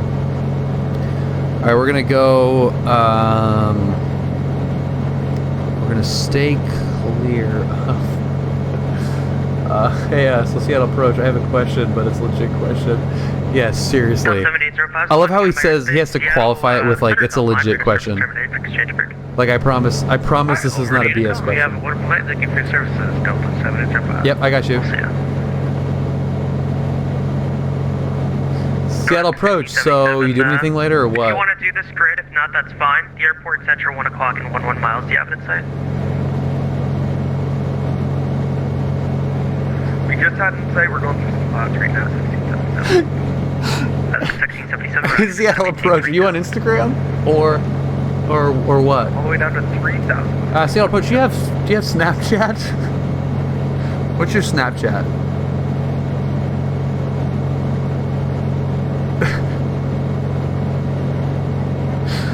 Oh. I heard a dude IRL ask for a ground controller chick's number. Oh my god.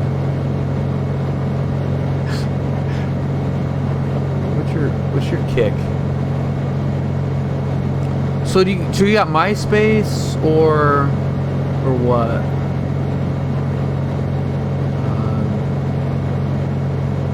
I should just go bust some airspace. I should just go bust the Bravo and see if he says anything. He's like, yeah, dude, I'm trying to get a number. I'm trying to get a number.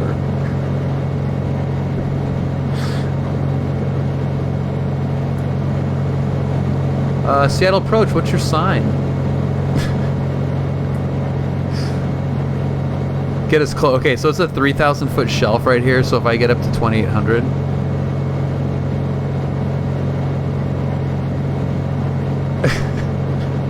just checking for a friend. I'm making our way back to Boeing Field. It almost looks like I can land on 16 right. Number 6 Mike Tango, verify you want to land on 1-4 right at Boeing Field? We gotta go up to 3,000. 1-4 left, please. Yeah, I was just making a joke about Tacoma. Oh, you're killing me. November 6 Mike Tango, runway 14 left, clear to land when called. 6 Mike Tango, if you say it again, I disconnected. November 6 Mike Tango, runway 14 left at Boeing Field, clear to land when called. Thank you, clear land 14 left, 6 Mike Tango.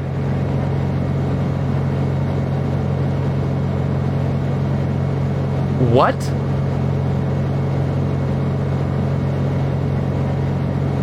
Can 6 Mike Tango do right 360 real quick to do some altitude? No, do a forward slip to a landing. Yeah, it's fine. I can make it for 6 Mike Tango, sorry. If you want to do a 360, that's fine. I'm just giving you a hard time. It's fine. I think we can make it. Yeah. I mean, you've been giving me a hard time. I have to return the favor.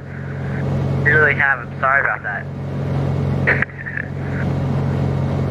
And Tacoma is a joke in itself. No need to pile on. Yeah.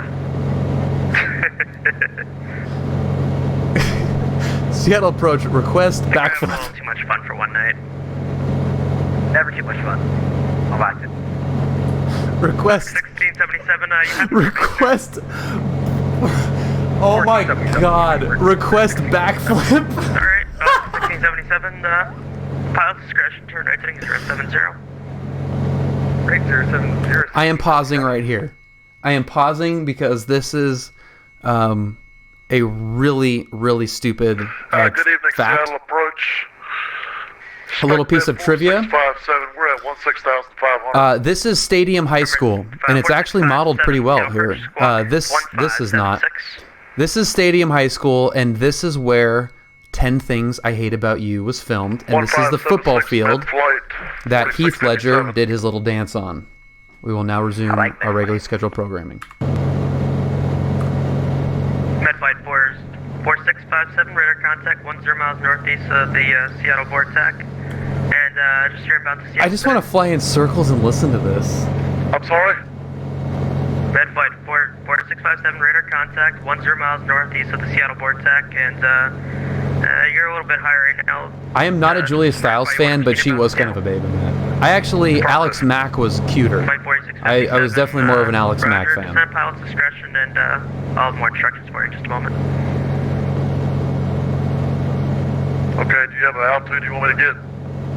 Air 4657, maintain VFR altitude, your discretion. I'm spiraling up to 3,000 over Tacoma. I'm just looking to go to the ramp right here in front of me. Number 6 Mike Tango, I have a tick on my face, don't I? So you said have 6 Mike Tango. See ya! See ya! See ya!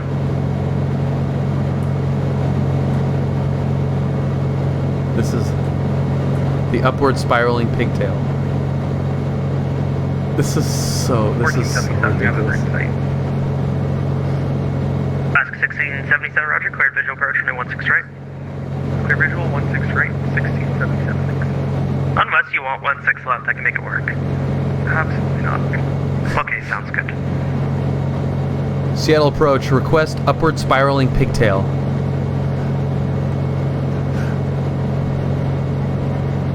just gonna see how close we can get. So right now we're at 2,700.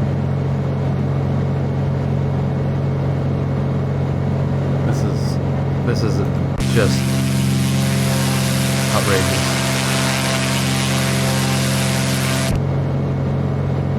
There's below minimums.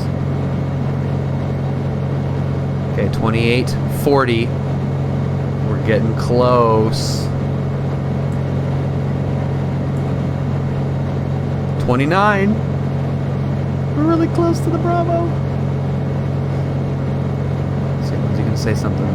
How close can we get?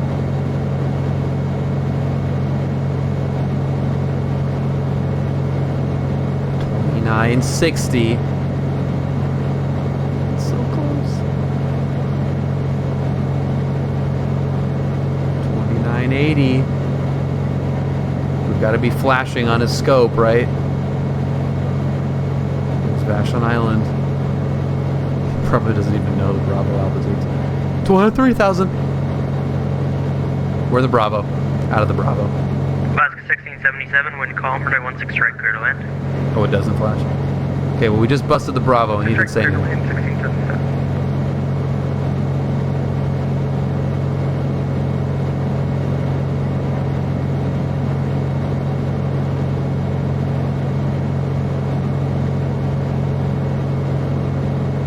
Yeah, he might actually give me his Snapchat.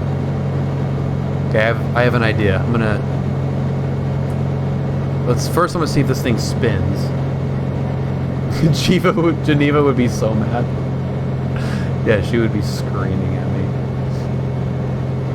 Command flight 4657 is cleared to operate in Seattle class Bravo airspace. Maintain VFR altitude to your discretion. When able, enter left downwind, runway 16 left. Okay, left downwind for 16 left, and we're descending VFR. Crap. Okay, so there's clear Bravo.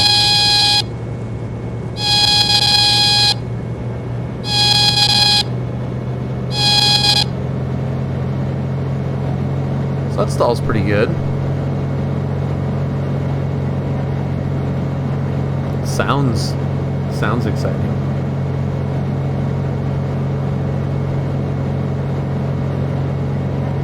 Alright, I have an idea.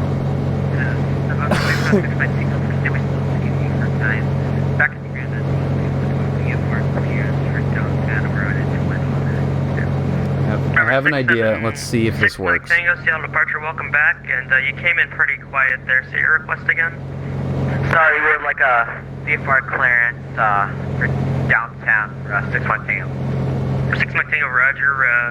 Runway, do you want 32 right? We can actually take 32. Yeah, we can take 32 right from 61 Tango. Okay, November 6 Mike Tango, runway 32 right, taxi bay Alpha, squawk 1575. 1575, Alpha is, right. Land in the stadium and start singing. Number 6 Mike Tango, squawk 1575, 1575, and what's your aircraft type? 1575. The scenery is actually pretty cool. I mean, I lived here for a long time, so this is kind of cool to fly around here. Even on the sim, it's pretty cool. Whoa, low battery, 5%. What am I gonna do now? I only have a G1000 and probably a charger cord somewhere around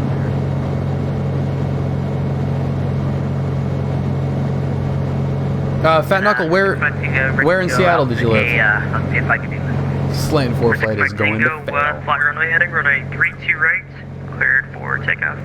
Let's take off 32 right. We can't do it. Zoom her in here a little bit. Whoa, crap. Okay. Seattle approach, Skylane 204 Lima Echo. Request transition of Tacoma Delta for banner tow operations.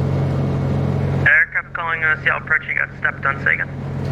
Yeah, Seattle approach, this is Skylane 204 Lima Echo. Requesting low-level transition of Tacoma Delta for banner tow operations. Skylane 204 Lima Echo, Seattle approach, roger.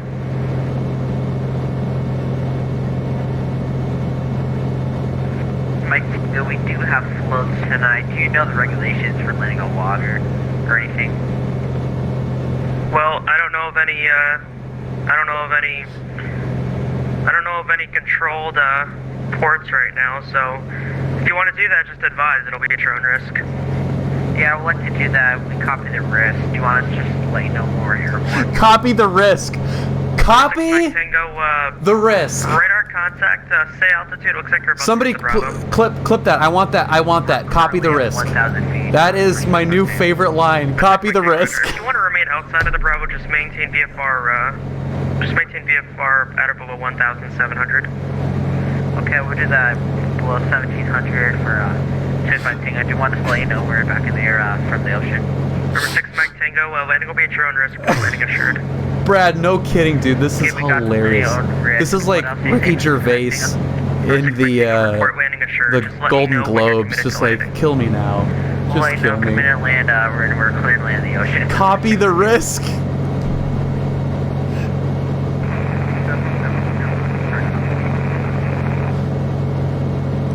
You guys, the phrase "copy the risk" just made my night. Thank you all. Let's do Alpha 5 cross. Yeah, text to Alpha 5 cross. Actually, I don't think that's Clear to land in the ocean. VATSIM. Copy the risk. Yeah, my what's it called? Diagrams all screwed up. Text to Alpha Juliet to the ramp. Thank you, Blue Minimus. Copy the risk.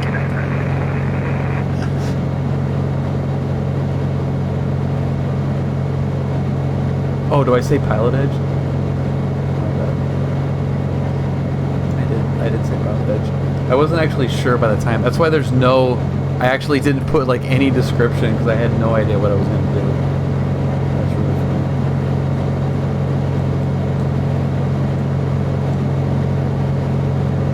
funny. Copy the risk.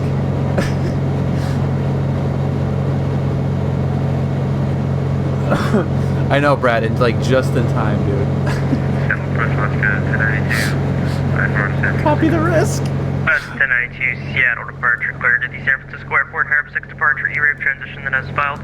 Maintain 7,000 or correction climb via SID accept maintain 7,000 departure this frequency squawk 1537. Alright, so Alaska 1092 clear to San Francisco. Oh my god, that's so funny.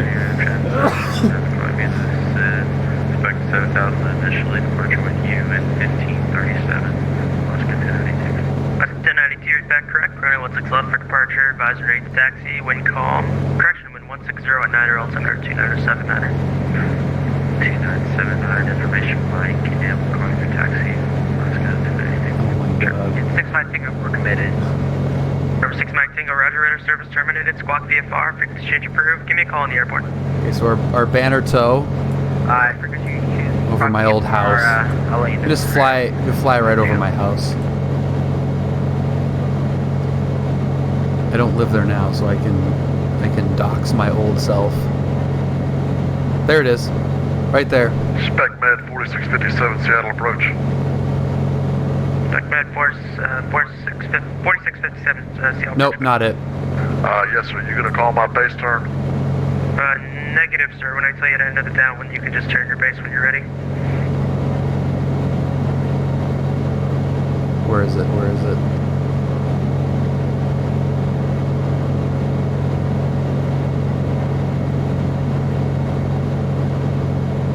There it is.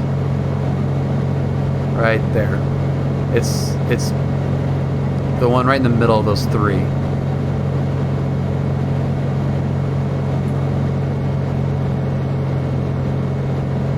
Please find a way to say copy the risk on the radio. Well, I don't think they heard me. Copy the risk. Oh my god, I'm gonna say copy the risk all the time now. That is the funniest line. That is the funniest line I've ever heard in my entire life. What's up, Cessna? Coronado's fantastic. VATSIM's even better. Copy the risk. Holy crap. I cannot believe that kid just said copy the risk. Oh my god. It's a super cool plane. Yeah, it's pretty well done for being a Caronado plane. There aren't too many bugs. We're also gonna fly in the middle of the span because this is actually a suspension bridge. Copy the risk. We copy the risk. Number 606, going to go back on the ground. Flying field. Let's just say that landing did not go as planned, just like in some pattern work routine, right? I didn't see anything. Remember 676 Mike Tangle, Seattle approach. Welcome back, and are you still in that Twin Otter, or are you at something else? Yeah, we're still in the Twin Otter, 692. Roger, runway, and you want 148 today? Affirmative. 6 Mike Tango, Roger, runway 148, taxi via Alpha 1, and cross the runway 14 left approach area. Oh, I'm sorry, can I take the runway to previous, is that 14 right, or that might be 14 left? Oh, that's 32 right, sorry, can I take the 32 right, please? Okay, runway 32 right, taxi via Alpha, advisor ready.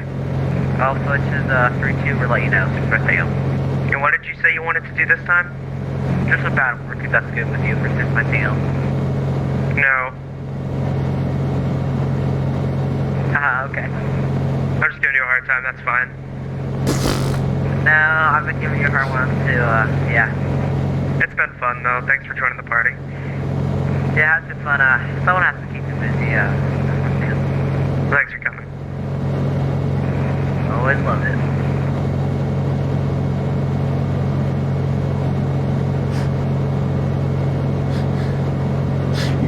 You gotta copy that risk, man.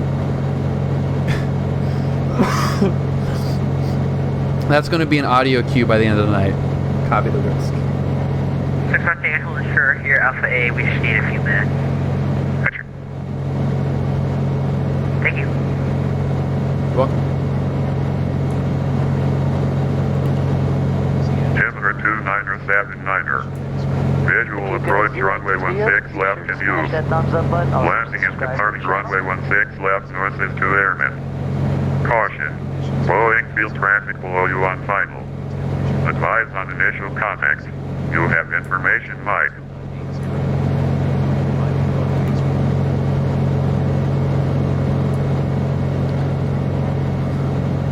We're landing on runway ready to go. 72 Make right Charlie. Close traffic. Runway 32 This right. URL. Have a great night, man. Thank you. Right close traffic, up to go 32 right. Can we keep squawking 1575 if you want, just squawk VFR. I won't even pay attention to that anymore. Remember 6 Mike Tango, squawk VFR if you could, that'd be appreciated. Of course, yeah, we'll squawk 1200 for 6 Mike Tango. Thank you. No problem, dude.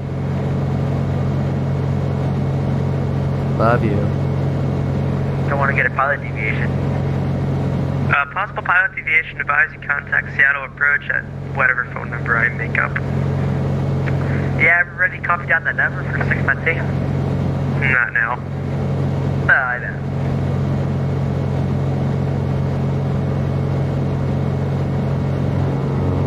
What?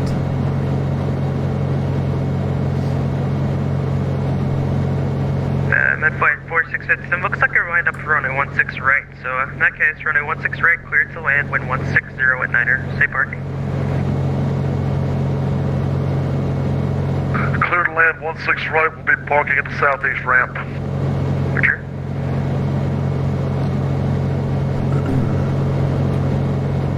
Okay, 6 Mike Tango, do a short approach for 32 right too. 6 Mike Tango, make short approach, runway 32 He's right. trying to get deviations to get the number. Make sure our approach 32 right, clip the option. Thank you, 6 Mike Tango.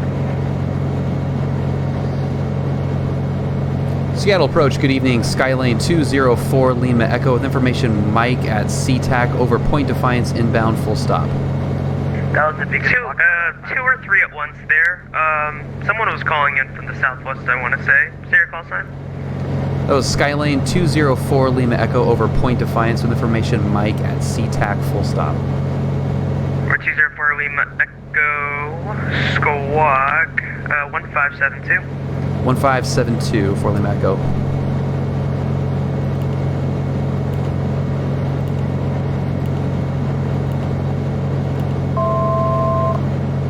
Okay, we're good.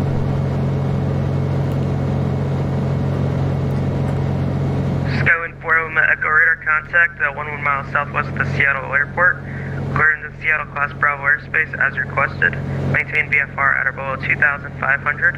Enter right down runway 16 right if you have that in your scenery, or 16 center, that's fine.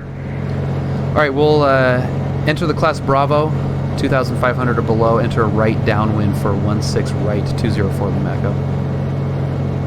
And November 4657, your choice. Which runway do you want? Doesn't matter to me, my friend. Whatever you want me to take. Alright, Is that guy's voice serious? Like, is he actually talking like that, or is that a joke? Runway 16 left, clear to land. Clear to land, 16 left, 4657. Is that the one drop of blood chick? One drop of blood. Bonfa 2007 _ 03. Thank you for the follow. Approach will unfortunately be closing in 10 minutes. My heart is broken. Copy the risk.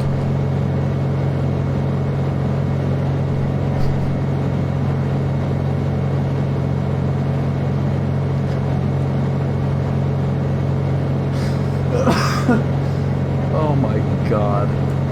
This is priceless.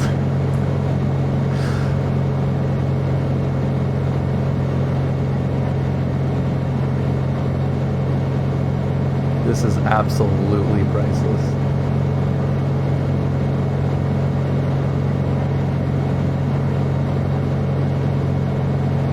Yeah, no kidding.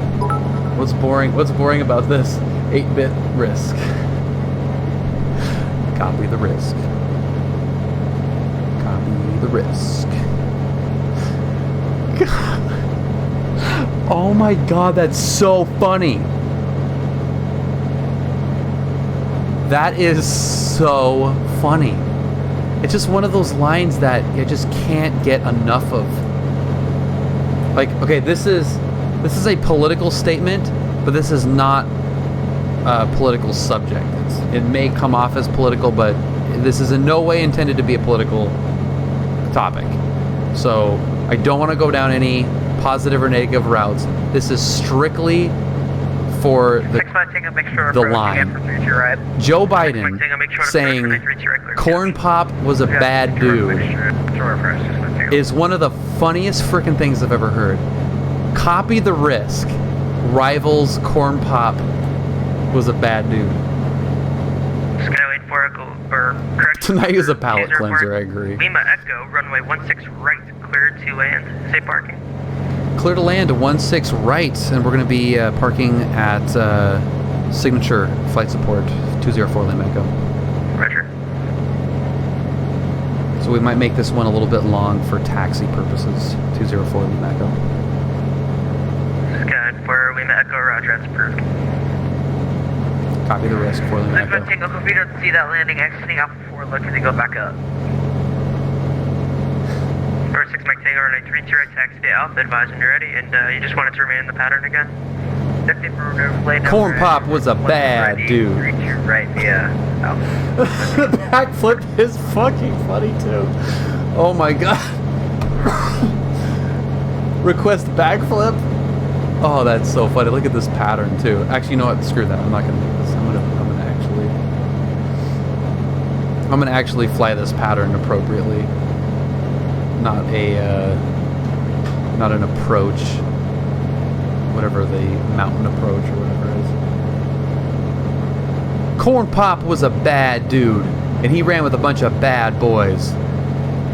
I will wrap this chain around your head. If you guys have not heard that audio of the Joe Biden Corn Pop saga, highly recommend it. It is a serious gem. But, dude, copy the risk. Ask for a taxiway landing. This is just ridiculous.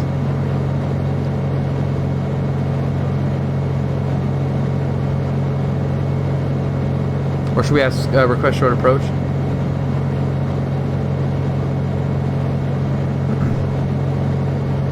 In Seattle approach, Skylane 204 Lima Echo. Request short approach and long landing for 16 right. I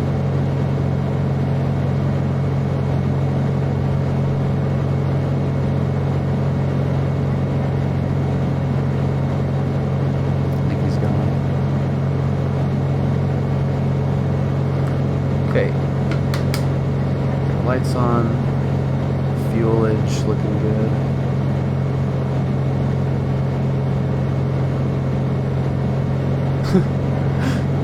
Yeah, I can't wait to rewatch that. I'm gonna watch it and immediately make that a clip. Copy the risk.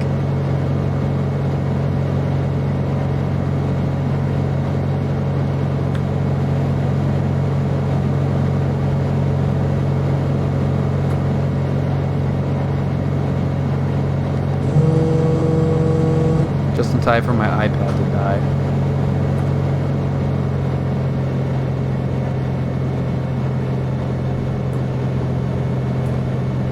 Copy the risk. The kid was trying to ask for clearance to land a seaplane in uncontrolled waters and says copy. 4657, throw up that November. Copy the risk. November out of the ramp remains frequency. I know, I do have one. I just find it out.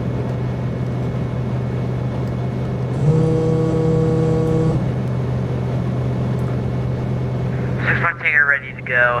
32 right.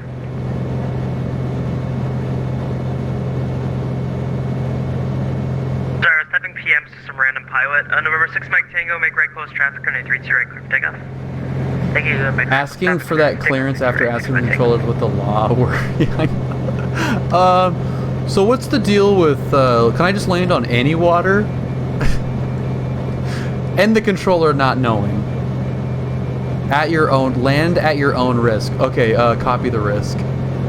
What the hell?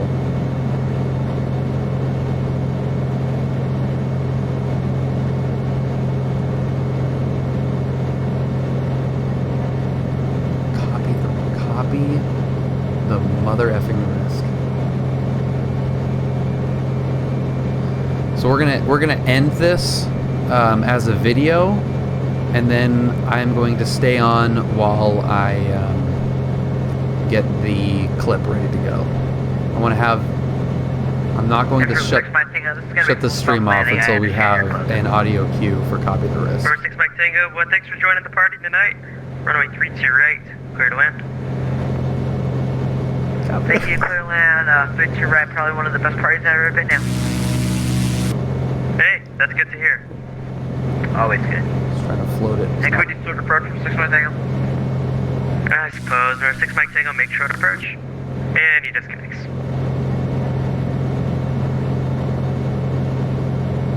Thought we lost you for a minute. November 6 Mike Tango, make short approach. Runway 32 right, clear to land. Make short approach, 32 right, 6 Mike Tango. Thank you. Skyline 40 Echo, feel free to roll down all the way to the end if you want. Turn off that Quebec and taxi straight into signature. Remain this frequency. Alright, left at Quebec, straight into signature 204 Lima Echo. Thank you. So holding the ground effect in this is not very easy. It's like, it feels like it's really touchy on the elevator. Especially compared to the rep pack. Feel free to roll. No problem. For vacated 32 red, looking to go back to the ramp for 6 Mike Tango. For 6 Mike Tango, taxi via Alpha, have a good night.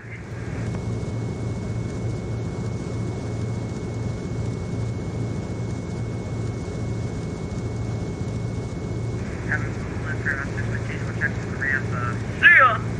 Join the party on Discord. Oh crap. That Jarcraft is probably one of the best controlling sessions I've had. It's been really fun. Thanks for joining the party. Seattle approach is unfortunately now closed. No further ATC is available. Monitor EDACOM 122.8. Have a great night. Copy the risk. 204 Lima Echo. See ya! Yeah, CS expecting definitely head over to Discord. Things this has been one of the greatest ATCs I've ever had. See ya! Thanks, man. Appreciate it. Have a good night, guys. See ya! Make sure you boys are copying the risk out there.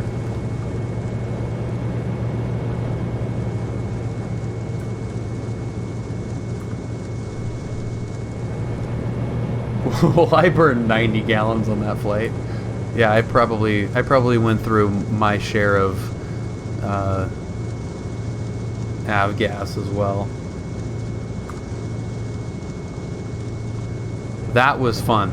Okay, that was really fun, really goofy, I admit, but it was also a lot of fun to be able, saying Wolfric, what's up? It was also a lot of fun to fly in different airspace too, and we did that Bravo transition. Granted, it was not as realistic as Pilot Edge would have been, but it was fun nonetheless. I enjoyed that a lot. So thank you guys for watching that. That was definitely new. I mean, 182 on VATSIM in Seattle. Pretty different. And now it is audio clip time. All right. Let's see. First order of business is find the clip. Copy corner, preemptive copy and risk. Oh my God, that's too funny. Okay. Where is...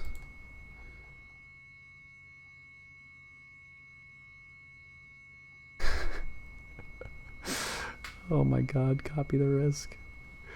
It's so good. It's so good. Copy the risk. I need to pull up the clip.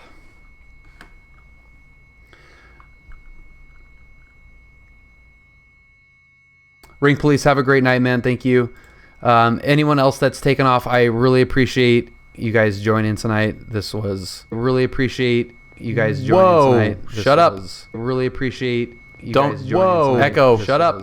Really appreciate you guys joining tonight. Echo, shut up. What's happening? Really appreciate what's happening right now. Echo, shut up. What's happening? Okay.